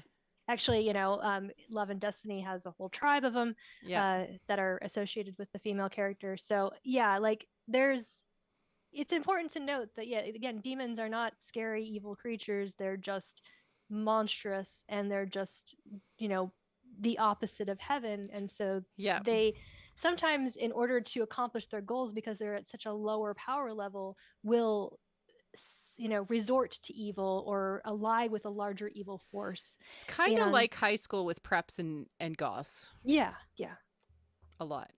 yeah, some of them sometimes do a satanic ritual, actually call an evil force, and then, things And get out of hand, and then but heaven has to come in. but people from heaven can do that too. They can and Yeah. have done it many times Yeah. because they're the main Jengas. But on a final note, the sometimes the big bad is literally just the pure form of evil in the world, incarnate or Yeah. chaos, that cannot be killed because you cannot destroy it. Yeah. You have to deal with it in a way that is not like putting all of your power on it against it. Yeah. But yeah. And then I have a slide for mermaids, just Let's because talk about honorable mermaids very mention. briefly. I We love them. have to. We do. They deal with mermaids so interestingly. If Yeah. it involves a wheelchair, you know it's going to take a while. Well, we have our like these are the representations that I have not seen in Xianxia or other like fantasy C dramas yet. We have uh our Love and Destiny has our transgender mermaid. Yeah. Like she actually decided her gender when she transitioned away from being a fish, and I think that's a beautiful thing. Also our mermaid in Love and Redemption who goes around in a wheelchair. That's pretty cool too. But I also included, of course, the Blue Whisper, Yeah. Alan Red, just shirtless, tied up as a mermaid is just adorable. Great. And Poor then man loses his tail. yeah, Merman. oh, Yeah. so It's harsh, harsh. And difficult. also sometimes mermen just look straight up like fish men too. Sometimes, yeah. Well, I mean, the makeup was really great, but there's nothing there to appeal to me whatsoever. All right. Let's talk about reincarnation. Yeah. Yeah, can you explain samsara to the working public? Oh, yeah. All right. So samsara is sort of, well, and it's from the Buddhist ideal, right? Where Mm-hmm. you go through your life, and depending on how you have lived your life means that you will have another chance at that. And eventually, if you live your life good enough, you will ascend to no longer having to be reincarnated. Mm-hmm. You will just exist, is like a fundamental thing about society, Mm-hmm. or the universe. And the key is that you go through sort of suffering in the world that you live in the one lifetime, and that suffering and how well you handle it really is supposed to teach you lessons that you remember between when you're reincarnated. Hmm. Yeah. It's fun. Um from like a metaphorical perspective, it's just supposed to tell you that you're never going to have you're never going to have never not have new chances. Yeah. You will always have the opportunity to change or redeem yourself, Yep. as long as you're not like reborn as a beetle because you're Cuz you're being yeah, punished for something. exactly. Yeah. Hmm. Yep. So when you're dealing with reincarnation, so you go through these cycles of samsara, and eventually, if you have done enough, you get reincarnated and go to the higher realm. Hmm. Um, Also, for immortals to really learn the lessons, especially if they were born immortal, which can entirely happen in Janjas, you need to experience the pain and suffering of being mortal. It's also a way for you to regain a certain amount of power that you may have lost because of, I don't know, failing to do what you needed to do. So you sometimes have to go and live as a human for a little bit. Yeah. It's funny how like the rules around what the mortal arc actually entails for immortals like builds. Like sometimes it's a way for them to actually just come back to life, sometimes it's a way for them to, regain lost spiritual power. There's a lot of examples of it. And but my theory also is that mortal arcs are especially appealing because they're cheaper to film. Yeah. Yeah, no, I mean, Generally. totally fair. Yeah. I also think that it gives them uh and in the genres that I've seen with mortal arcs, it gives them a chance to get it wrong, and then when they come back, they can fix it. Yeah, they're typically Yeah. after they've gone through the mortal arc and understood what they've screwed up, because they always screw up. Even if people intervene, there's got to be some elements of suffering involved. Yeah. They come back and they are more reflective and more understanding of their position in the world, and they also are able to like put aside some of the uh, deep seated ideas that they had while they were living in Mhm. this sort of static existence in wherever they were, especially heaven. Like you don't get the changes, so you end up over thousands of years falling in love with your coworker. You go into mortal arc for a little while, fall in love with somebody else, you're like, oh, it's like a refresher. I'm Yeah. better now. Yeah, and it's a literal version of life, death, life, Hmm. rebirth, which we experience in mythological story structure, like the hero's journey, the heroine's journey, and it gives a, a very literal version in Janjas, showing the life, death, life literally in the story.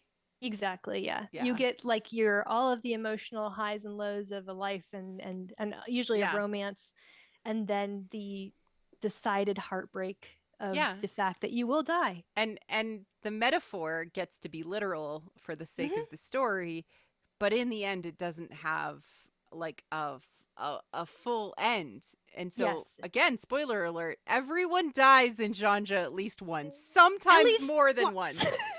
This is the thing that people like get freaked out about because oh man, whew, Yeah. you're not used to the fact that at some point your main character just might go through something in the Will beginning most of the likely story. die. They'll most likely die. Yeah, there'll be points where they'll probably die several times. And depending on where they're at, in terms of their cultivation or their status, how they die and how they come back is always a question that is answered by the story itself. There's no set Hmm. rules for it, but it's almost guaranteed that they will come back. It just depends on the mechanisms that the authors want to use. Do they want to punish the person that's left behind by time? Mm-hmm. Do they want them to have a secret child while the other person is, you know, in the ether? Do they Yeah. want do they want them in a coma for 10,000 years in Do they order want to them a retain all their memory loss so spirituality? they don't remember the person that they Yes. were before they died? Yeah. Yeah, Exactly. yeah, Yeah, yeah. there is a cost to death, of course, Mm-hmm. but it is not the end. And I've concluded some examples here, but hopefully nothing spoilerly. I actually kept out a few pictures. I just mostly wanted to show suffering because Xianxia is about suffering, and Mm-hmm. it's about the emotional, like, investment that you get, the tears and the pain and that you feel And for there's a these lot of people. catharsis then Hmm. that's married with uh, uh, like a resolution that feels earned. Earned for Yeah, yeah, sure. yeah, yeah. And death is not the end in these No, things. That's key because that's key. we have, and we started with reincarnation Hmm.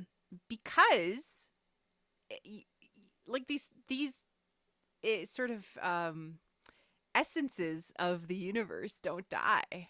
It's Yeah, really there's hard to actually die in a genre. yeah, they usually call it, like, they'll say out loud, they'll be like, they're at the point where their spirit will dissipate, their Mm. primordial spirit. And there are some shows, Ancient Love Poetry is one where the collection of that spirit is part of the thing. Also, Eternal Love, too. You Mm-hmm. have to recollect the essence of this person through some very great trial of Task. Yeah. task, magical Yeah. objects, help from other people.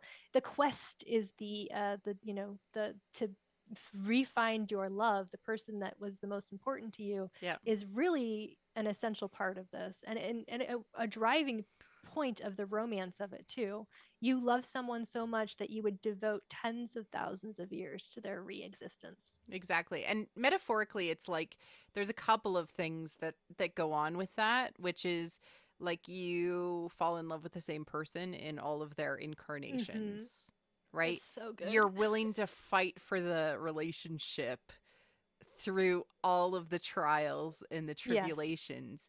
Like it's good stuff. It's good. It feels so good. it's very satisfactory. Yeah. Mhm.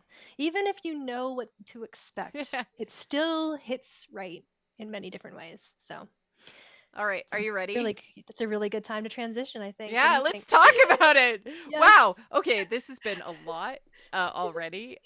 We know, but we're going to I'm actually sorry. dig into uh Love Between Fairy and Devil. Again, reminder, we're not going to dig into spoilers.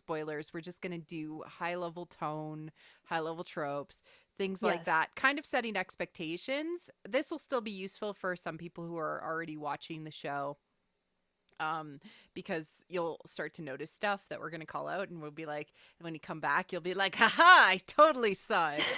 Yes. Yes, yes. Hopefully that this will just be a primer for people, Yeah. and that, giving you a little context, and also sharing sort of some of the stuff that we'll probably go deeper into in our next episodes, because we are people that are very fixated on the mythological structure of these stories. And I have a lot of plans in regards to sort of doing these comparisons between other genre. But in terms of what we'll be talking about now, we're just going to focus on this story, while avoiding spoilers as much as possible. So, Tropes and genres, yeah. myth and archetypes, and happily ever after. Maybe. I don't I know. try not to spoil anything. Well, uh I don't think we would be sitting here talking about it in terms of being romance fans if there wasn't some element of happiness at the end. I was going to say, yes. All right, let's talk about this story. yeah, so it's based on a very popular web novel, which has since, of course, been adapted into an animated show, along with the drama, of course. Actually, pretty much a very similar time they're being released. Mm-hmm. The cartoon, or donghua, is actually based on the novel. I've read most of the novel. It is extremely different. In a kind of a fun way. I would say that if you wanted a different story, it's something that you could delve into. The beginning of the story opens up with Xiao Lanhua, our main female character, actually, because this is a body swap story, we'll get into that a little bit later, roasting her own body and having to basically live inside of the male lead's body with him, operating his left side while he operates his right until she can get in their body. And then she's in a corpse for a while, then she's in another body. It's very different from what we're getting in a drama. Trust me. So it was significantly rewritten for television by a first-time screenwriter. Actually, kudos to her. She did an exceptional job. She focused more on the romance, the secondary characters, and sort of taking all of these genre expectations, but doing them in a way that feels more natural and better paced and more interesting than I've seen in a long time. So. Mm-hmm. Oh my gosh, now that we talk about them, they're here, right? Yes, exactly. The fairy and the devil. Okay, so we'll just unpack these two characterizations real quick. What do you want to take, Marie Claire? I like my devil. So, Yes, of course. Okay, although I'll go for I can't pronounce his name to save my life. Dong Fong Xing Sung. All right. I'm not a very good pronunciator either, so You it's can all deal right. with baby girl. You just call him DFQC. DFQC. DFQC. Call him DF. Yeah. DF. No. DTF. No, just kidding. Sorry. All right. So yeah, Xiao Lanhua, and Xiao just means small. It's appended to names very often by people that are older or like in a sort Mhm. of like, not condescending, but endearing way. Lanhua means orchid. Um, she's an orchid fairy with her root has been damaged during her cultivation from a plant into a human form by her master spilling wine on it. So she lacks cultivation. She's the weakest fairy that you could possibly think of. She works for the goddess of fate, Seeming, who's a drunk, and that's the reason why she dropped her wine on her. And she serves her in her duty is to repair the books of fate that Seeming writes. And the books of fate in this drama iteration are leaves on a tree. It's a really beautiful symbolic like gesture, but so she's a plant and she heals plants all day. She has her little plant friends that she's helping find their human forms. She's got a Helping little them garden. cultivate. Yeah. Yeah, helping them cultivate. She's very happy-go-lucky, very silly in the beginning, as with most Xianxia or even most C-drama female protagonists. She starts out very silly and very bubbly, and over time changes from that core personality, but doesn't lose her heart or her kindness. And she's also incredibly clever. And I know this is the writer, not the character, but the writer makes the character very self-aware, very understanding of her situation, not only as being a lesser person and Super bullied by the people. empathetic. Yeah. And Yeah. she doesn't hold resentment for other people for acting the way that they do, even if it's cruel. And that's what leads her to actually being a perfect match for Our devil. our devil. Yes. Who okay, I'll try once. Dong Fang Ching Kang Sang? It's pronounced like song, right? Sung? Like, yeah, I Ching don't think Song. it's not a hard C. I tried. All Somebody right. corrects me, but They suggested using his nickname, which was like Dai Ching, Dashang. Dai Shang. Yeah, Mm-hmm. Dai Shang, which is what she calls him, which is hilarious. And also she calls him like wooden head too. Yeah, big wooden Yeah, head. big wooden head. But he is considered to be the most powerful immortal in the universe. Yeah, he basically is. Yeah. Um and he's the thing that people use to scare them, like, oh, he'll come back and he'll Yeah. kill you. He has severed his emotions off from himself. He is not in touch with love in himself, and he has a lot of daddy issues, mainly because he killed his own father. There is a lot of kind of mythological stuff happening here in that Mm-hmm. she is semi goddess of spring. He's very much like the god of the underworld, like Yes. it's very archetypical. She seems super weak. He seems super powerful, but there is more than meets the eye in these two. And he has been imprisoned for 30,000 years by Mm-hmm. heaven. In fact, Heaven doesn't even admit that he's still alive because they fear him so much and they don't Mm-hmm. want anyone to know that he's still alive. Yes. I love Yeah. that. Well, they know that there would be a riot, right? They would Yeah. know that they'd be dealing with the Moon Tribe coming and try to break out Mr. Bad and Evil here, Yeah, right? exactly. Our So, Moon Supreme, who Moon Supreme. he cannot die though. That's also really important, is that he is now so powerful, he's basically part of the fabric of the universe. Yeah. He cannot die. Not at all. Like, I mean, he can die, but you know how, like, in terms of his ability to like resurrect, it's a lot better than Yeah. other people's. And also she can't really die either. But that's Yeah. for a different reason. That's for a different reason. Yeah. So they're Um, kind of like again, archetypical parts of the universe. yeah, they will always exist in some form or iteration And because that's they are mythological. so awesome. Mm-hmm. All right, let's talk about the setting. Yeah, I didn't include all of the names here. Netflix will translate them differently than Aichi or even Vicky will. So, and you know, in terms of pronouncing like the actual terminology, we'll just avoid it entirely. Except for I can say Sangyansi, like I can say Shui Yun Tian, which is of course a variation of heaven. But our realms are really set out quite simply in terms of the way Mm-hmm. that the story will follow, so that you know you'll always know where you're at when it comes to this story, which is nice. They're very beautifully done. The CGI is impressive, impeccable Mm-hmm. beyond a level I've ever seen in a genre. Maybe Love and Destiny got that close, I think. Yeah, they But did a it's, really good job of making it feel yeah, fantastical and awesome. yeah. Ancient love poetry Mhm. also had some beautiful heaven scenes, but they don't spend a lot of time in heaven, unfortunately. And So, it's the typical heaven, mortal realm, parts of heaven that are kind of controlled by other immortals or god, like Arbiter Hall or the god of mhm. fate. You have the different kind of places in heaven. You have the kind of in between battleground that is now kind of a wasteland.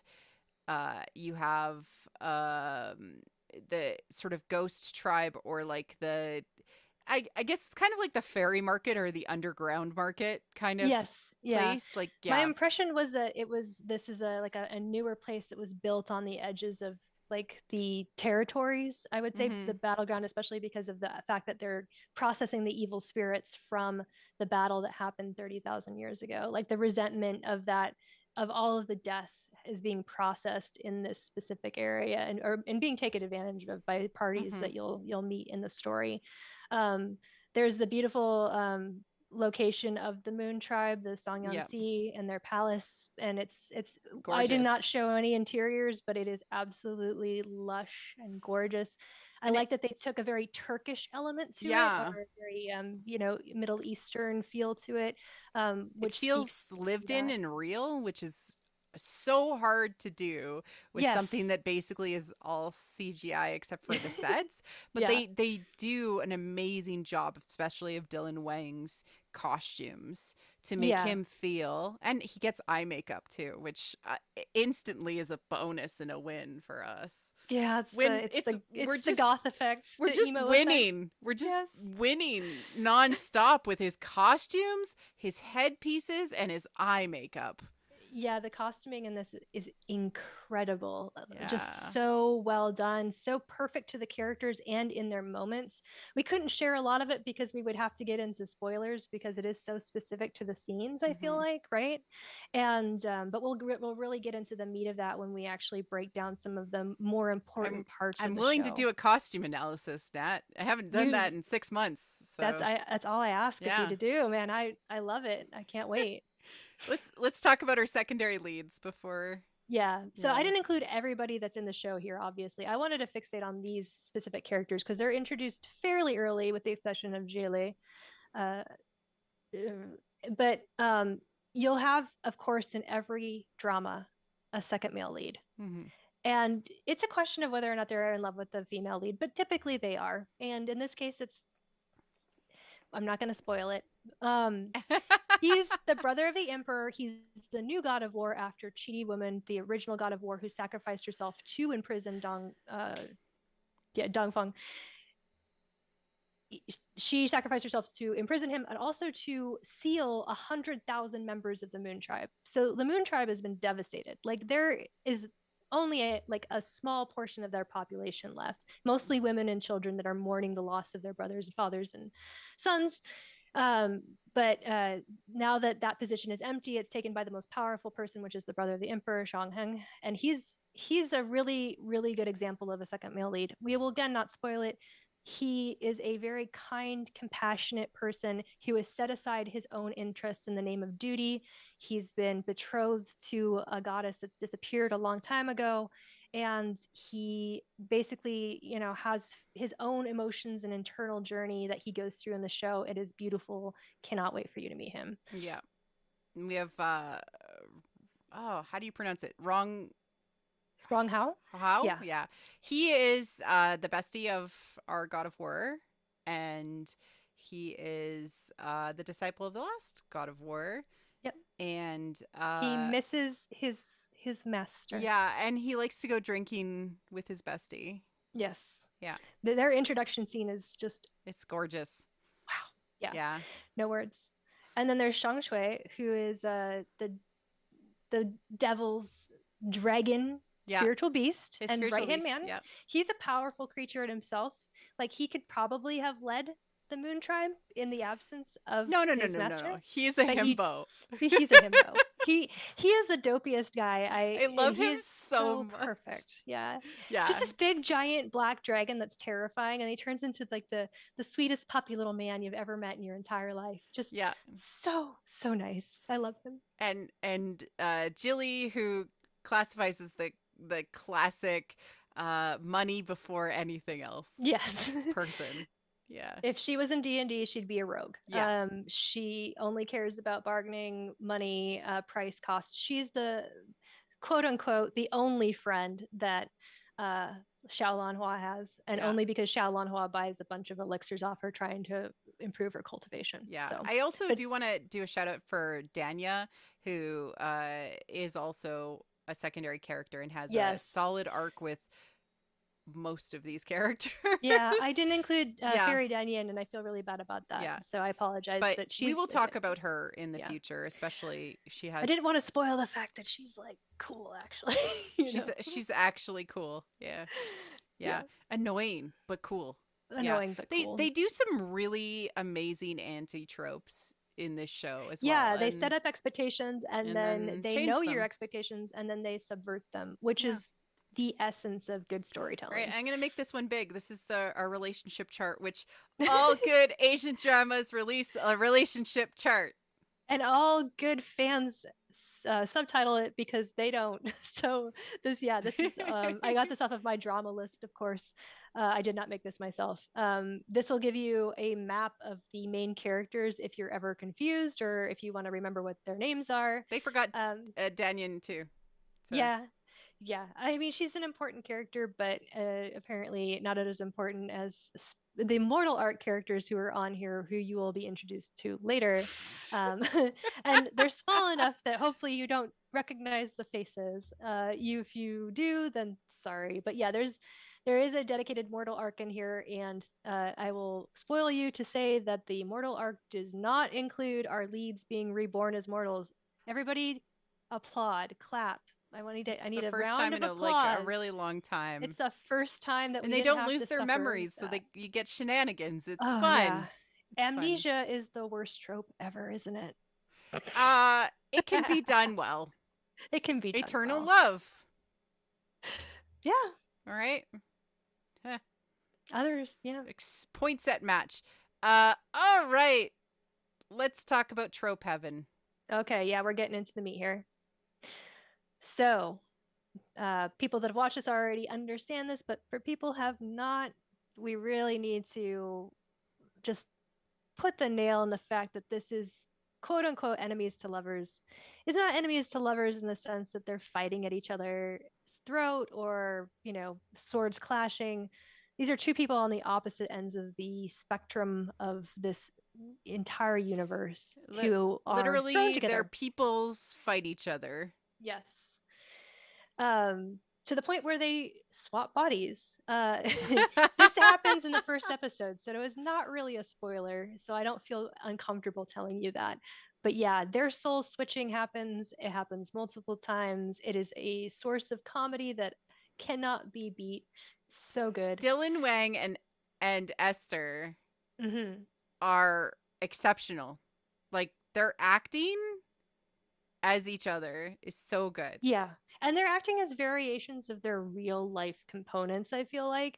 So they know each other so well. They've been friends for a long time that they were able to channel the version of themselves that they would be if they were that person inside of their body. And it Yeah. is just, it's a wonder to see. It's why I cannot wait to rewatch it again.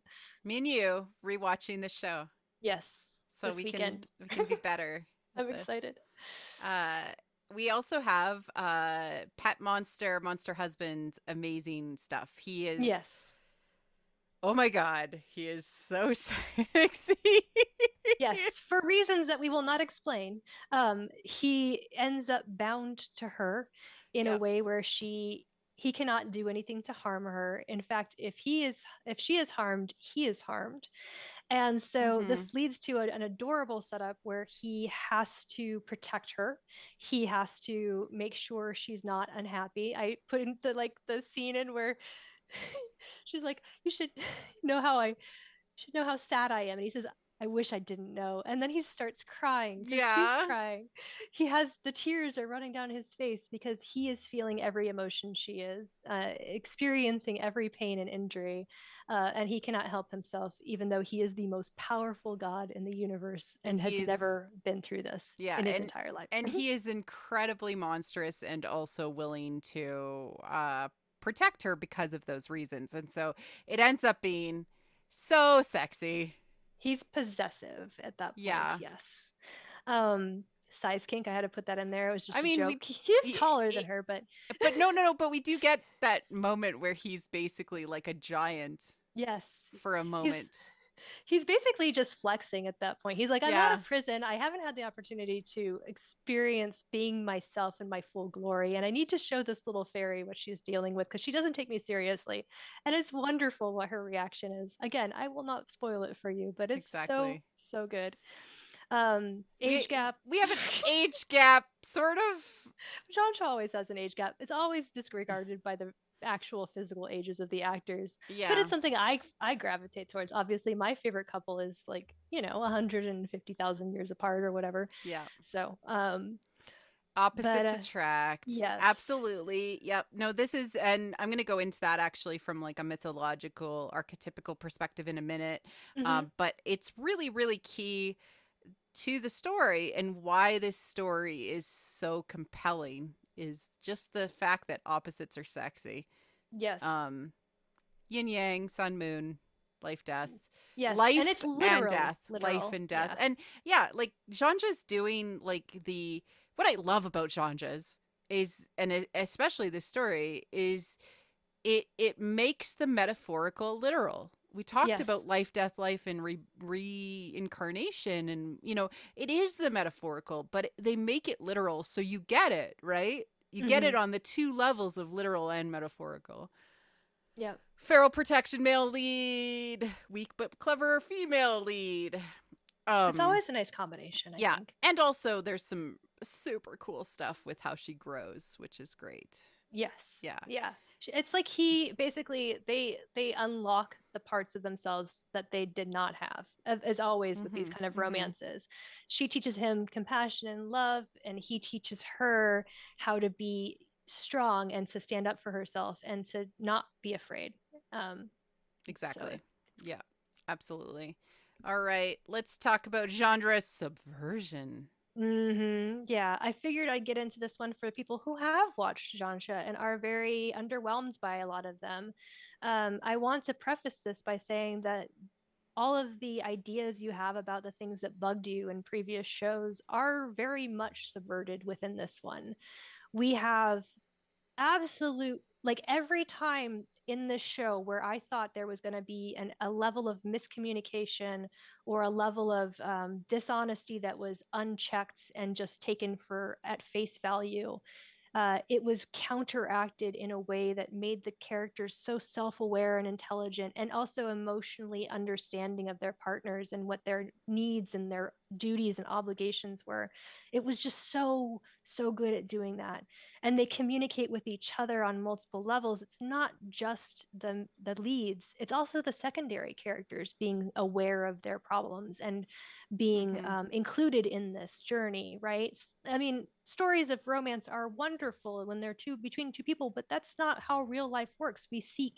Uh, we seek advice and we seek support from other people around us, and these are two very lonely people who find out that they are actually surrounded by people willing to give them the help and the trust that they need in order to accomplish what they want to. So There's multiple yeah. conversations with, especially our women Yes. characters, where they're not talking about guys at all. They're No, talking not about at other all. stuff, Yeah. which is wild. Like, and they want to lead full and complete lives, and they want to have. It's not just about the current situation that they happen to be in, but about, um, helping each other out and Mm-hmm. making each other like have more complete lives. Yeah. Yeah. Second male lead not being a jerk is a very big one, because that will break anything Mm-hmm. with a romance that's secondary. And this one does sort of have a element of romance secondary. And again, we won't go into it, but it is handled really well. It's Mm-hmm. actually very touching, and you feel for him and you feel for his situation, and it doesn't feel like he ever um, pursues her in a way that doesn't acknowledge her independence, agency, and her needs, Yeah. which is such a refreshing thing in Yeah. the drama watching world. Body swap is handled expertly. We already talked about that in the trope Mm-hmm. one, but it's hard to do well, I think. Yeah, Um, the Day of Becoming You probably set my bar for body swap exactly. Me handling too. well, and this lives up to it. So, Yeah. So when I say that it's done well, I come from it from this perspective of sort of these ideas we have about gender and sexuality, where people switching bodies, there's this idea that immediately, you're going to grab your boobs or something, right? That mm-hmm. never happens. It's he's already kind of one of those above it all beings, but he, like the treatment of her body is done with respect. So it's good. It is, yeah. It's hilarious, and that Yeah. this show is also just it balances the more serious elements, which there are quite a few very serious and scary things that happen, and there's a Hmm. lot of like there is some body horror a little bit. There's also some Yes. like torture horror. There's other things that happen, but it's balanced with the comedic breaks and the levity of the situations that they end up being in, and just the fact that like they're stuck together in so many ways. Yeah, they're Yeah. bound together in a way where, unlike other stories, they're not separated for large periods of time. We get to see, well, there's exceptions to that, but we're not going to go into that. But the most important thing is that they are having to deal with all of these new scenarios together and learn each other at the same time. That's what we want from romance. We want people experiencing these journeys and learning from each other as they're doing it. Yeah, exactly. There's highs and lows that hit solidly, and that's balanced with the great pacing that Yeah, the the show has. pacing in this show is phenomenal. Oh my gosh. Yeah. Like, it is a shorter show in general at 36 episodes. Usually these run 48 to 60. Hmm. I would actually have liked it to last longer. Yeah. I think But everybody there's no took it. filler. There was no time for No. filler. Mm-mm. Um, I struggled with a episode of the Mortal Arc, and Yes, yes. that's rare that there's not like a set Four, of five. yeah, a chunk of episodes that you're like, "Oh god, what am I struggling through?" I That think, you the yeah. the tighter timelines build skill and build just quality. Yeah. Um the costumes we already talked about, but they are amazing, as well as the The music music. is This is the analysis I gorgeous. need from you, Marie Claire. Oh my God, the Yeah. music, the Yeah. scoring is so good. The original soundtrack is really incredible. Esther Yu sings on a few of the songs, Do you know if actually. Dylan sings at all for any of I them? don't think so, but you can correct me in the comments if Yeah. so. But like, she is of course, she was on a idol competition show, Mm. so she's very versed, and of course he has a very good singing voice as well. But the songs are perfect in terms of both tone and lyrics. Mm-hmm. If you watch on iQIYI, they'll give you the lyrics. I don't think Viki or Netflix do. um, but if you're interested in that component of the story, I would highly recommend it, or just listening to the soundtrack because it is that delightful. Mm-hmm. There's um, a lot of kissing. yeah, this is To something that most C yeah. dramas don't have, by the way. Like you get like maybe one or two or three, maybe like some open mouth, like open eye kisses, the fish kisses as we Oh, call them. we have a comment. They have a song duet. Yes, okay, all Okay, right. we'll See, track it I'm down. my brain's going on like a few days of no sleep, so yeah. All right, thank Yeah. you. Yeah, Oh, lots of it's kissing. not in the drama. Oh, well. All right. Yeah, Well, that's okay. that's okay. I briefly wanted to talk about the heroine's journey Yes. because most female-led Asian dramas, and especially genres, fall into this category. Hmm. And this one specifically does it to the letter of of how it works. It's yeah, it's almost beat for beat, I Yeah, think. it's bizarre. The essentially you're gonna get phases of the lady character, the female lead, going through kind of a maiden phase, a queen phase, and then a goddess phase. Sometimes this can end up being a crone phase, but it ends up being the full goddess version of her. She's kind of crone like when she turns Hmm. into a goddess too, which is kind of cool. Um, there's an inner power element revealed. This is really key because in the heroine's journey, the goddess within has been there the whole time. You just had to reveal it through the struggles that you have had. Yes. There's a focus in these stories on power being protection and nurturing rather than destruction. Hmm. And you will get life, death, life cycles within the story itself. So there's multiple deaths, metaphorically, that happen through the story. Hmm. And that's really, really important for transformation of the self. And then costume changes, usually, especially head costume changes, Yes. hair appliances and crowns reflect these changes. And then there's this great little thing from the intro that kind of shows her journey, which is Yeah. wild. They really just like laid it out there, right? Yeah. Yeah. We'll go into that like later episodes about how it hits the beats, etc. But uh it's great. Hmm. Heroine's Journey Part 2.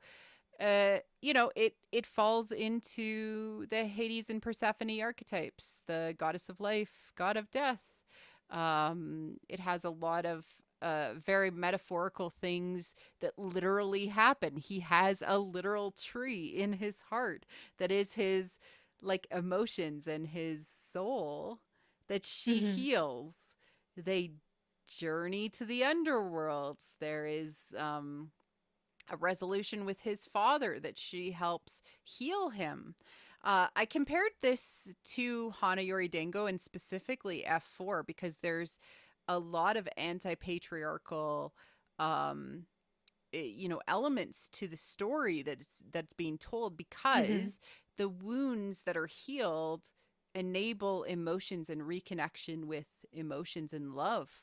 And there's transformation through integration and transformation through death and rebirth, which is so good and it's great. It's great. I also wanted to briefly talk about Dark Union, Hmm. which I've been thinking a lot about since I had talked about it from a Star Wars perspective and how it's like one of the most fundamental things that we sort of just don't think about too much unless you really understand alchemical union Hmm. from a story perspective.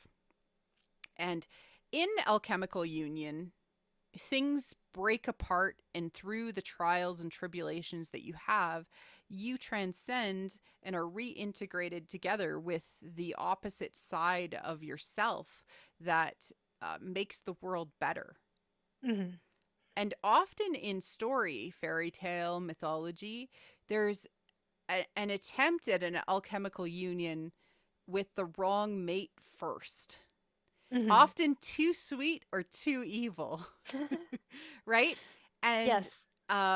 union brings out um, a sort of a communion with the world at large. It offers us a perspective and a combination and a way to adjust to the world, so we actually take in an aspect of ourself that we never knew existed, or that we become more whole people by taking in another aspect. And there's actually like a Carl Jung quote I wanted to read out just to talk about this, because I think it's Hmm. really important, and it really puts into perspective the overall, like, why this story works, which is, in this way, there arises a consciousness which no longer imprisoned in the petty, oversensitive personal world of the ego, but participates freely in the wider world of objective interests.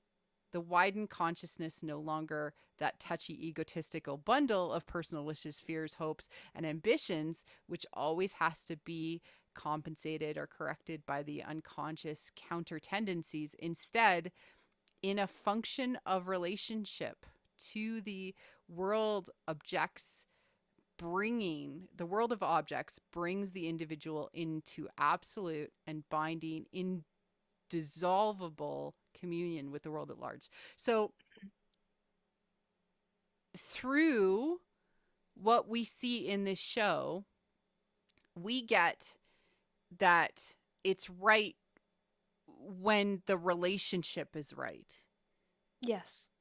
when the combination of the pieces that you were missing is right, right? And then they sacrifice to a piece. They make it work because they let go of the things that really don't matter, Yes. Yeah. right?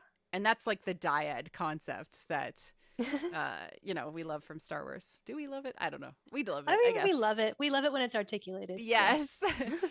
And often involved in this is going against what has been originally set for you. It's like alchemical union, in that you were originally one thing and that was your fate.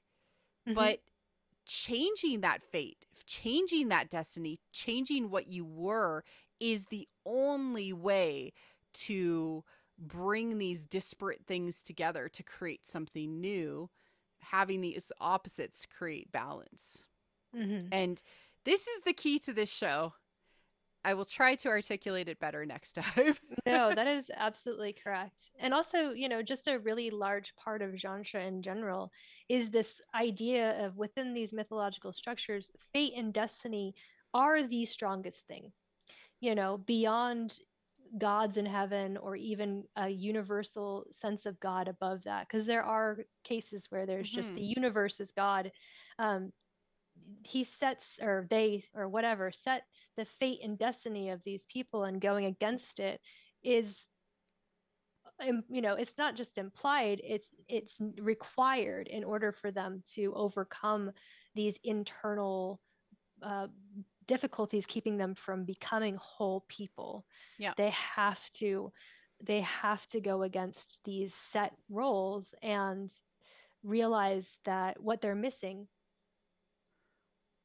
Yeah. They also have to kind of live in each other's worlds for a Hmm. while to see better perspective. Exactly. Yeah. Yeah. Um, next is redemption. And we talked about it at the top of the show, but redemption is so key in Yeah. these stories, right? And in this one particularly, there's personal and then there's societal redemption that happens for everybody. And Exactly. there's an anti-patriarchal message happening to move away from violence which is Mm-hmm. really, really awesome and amazing. And that you need to reconnect with your feelings and your love. Um, and that through internalized growth, the world is freed. So there's a connection between the micro, the personal, and the macro. Exactly. Yeah. Always, always, always the metaphorical is literal. So there's magical healing involved in some way. And it's transcendent literally. Yes. Yeah. Yeah. Yeah. Because in terms of what we've talked about, these two people are on opposite sides of the universe. Well, the world that they live in is in conflict eternally as long as the situations and circumstances continue. Their romance is not secondary to that world conflict, it is what resolves that world Yeah. conflict. It's the key. It is the magic. Love Mm-hmm. is magic, right? And Yes.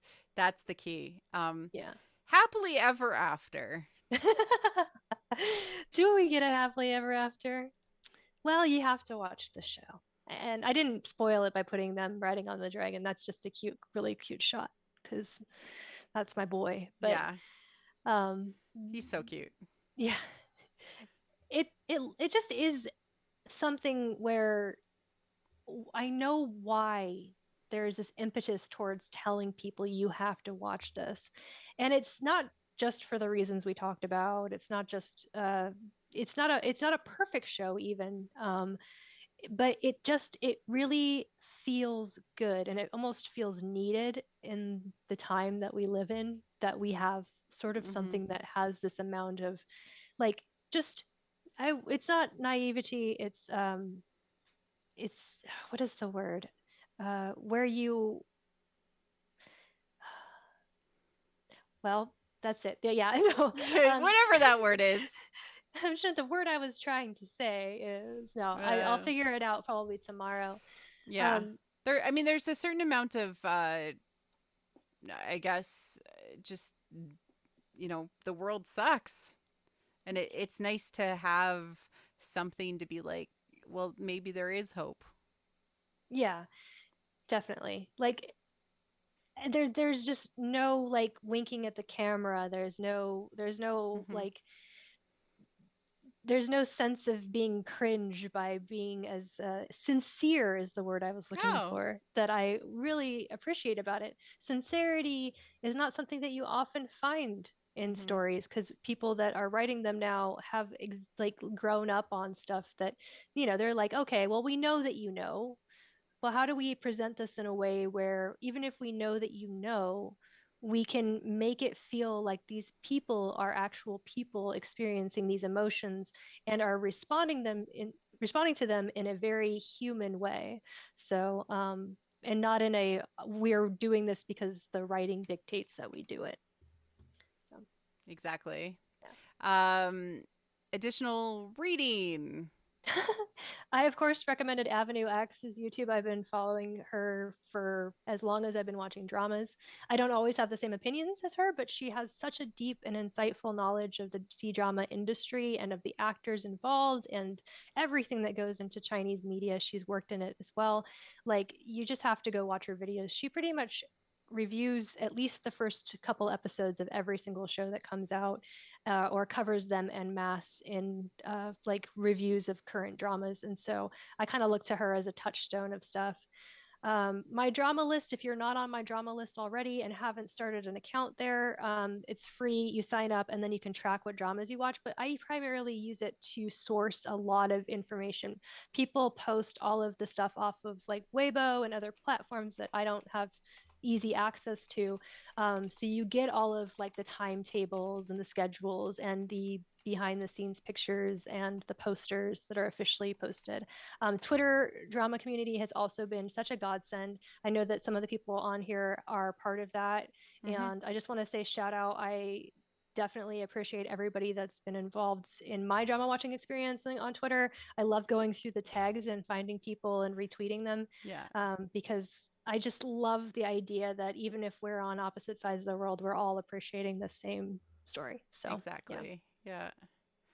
And thank you so much for everyone who stick with us Yeah. during this We and managed enjoyed to keep it this. under 2 hours. Ish. Wait, no. Yeah, we're over it. Well, I'm sorry. there was a lot of slides. It's all good. Yeah, that was Yeah. my fault. And I just let's end on these two memes because they're great. They are perfect. Yeah, Tumblr easy on here too. I was to say I've been going back to Tumblr a lot for drama takes, and it's been really great. I got this one off of Twitter actually, though. Yeah, thank you, DFQC, for acknowledging that taking care of an orchid is indeed harder than conquering the three realms. It's It's true. true. It's true. Can't keep one alive if you tried. Yeah. And Uh, yeah, of course, me flirting. I don't want you to die. and that's our devil. Yeah. If you die, I'll die too. Yeah. It's cute. It's cute. Yeah. Oh my goodness. Thank you so much everyone for Thank you so much. hanging out with us. This was great. We really just needed to give you like the absolute intro course to Xianxia. There's a lot. It felt necessary for yes. sure. Yes. And we will be back to actually talk about the show in detail in all of the spoiler conversations about what it's all about and what it means, because that's what I love to talk about as well. Yeah. But yes, can you let people know where they can find you, Nat? Yeah, of course. I'm at Ashes for Foxes on Twitter. I also have a podcast that covers genre fiction from a femme gaze lens, also critical of genre fiction in terms of other, pretty leftist circumstances. So it's not an active podcast, but we have a really good backlog of episodes. If you're interested, Marie Claire was on our Meteor Garden episode back in 2019, and that was a lot of fun. But I don't podcast as much anymore. I don't even tweet as much anymore, and I don't even watch dramas as much anymore. But if you follow me on Twitter or talk to me on Twitter, I will be happy to respond back. And I appreciate everybody who picked up on this and came on for our live recording. Thank you. Thank you so much. Yes, absolutely. I'm Marie Claire Gould, and you can find me here on What the Fiction or on What the Force, where I talk about Star Wars, or on my general Twitter, where I am always tweeting about what I watch ridiculously and usually bullying Nat into watching something. Yes. That'll be at Marie C. Gould. All right, everyone. Until next time, take care and water your orchid. Water your houseplant wife. and take your monster husband for a walk. Yes. Yes. Cheers. Cheers. Boy with the haunted eyes, lost in a lullaby, lonely rhythm. Grains in an hourglass, watching the planets pass their home. Far away reaches for him. This is where we begin. Girl with the sunny smile, she's been waiting for a while. Desert dreamer, longing just to be found. Will they ever come around? Stars gently reach through the hurt. He's been dreaming.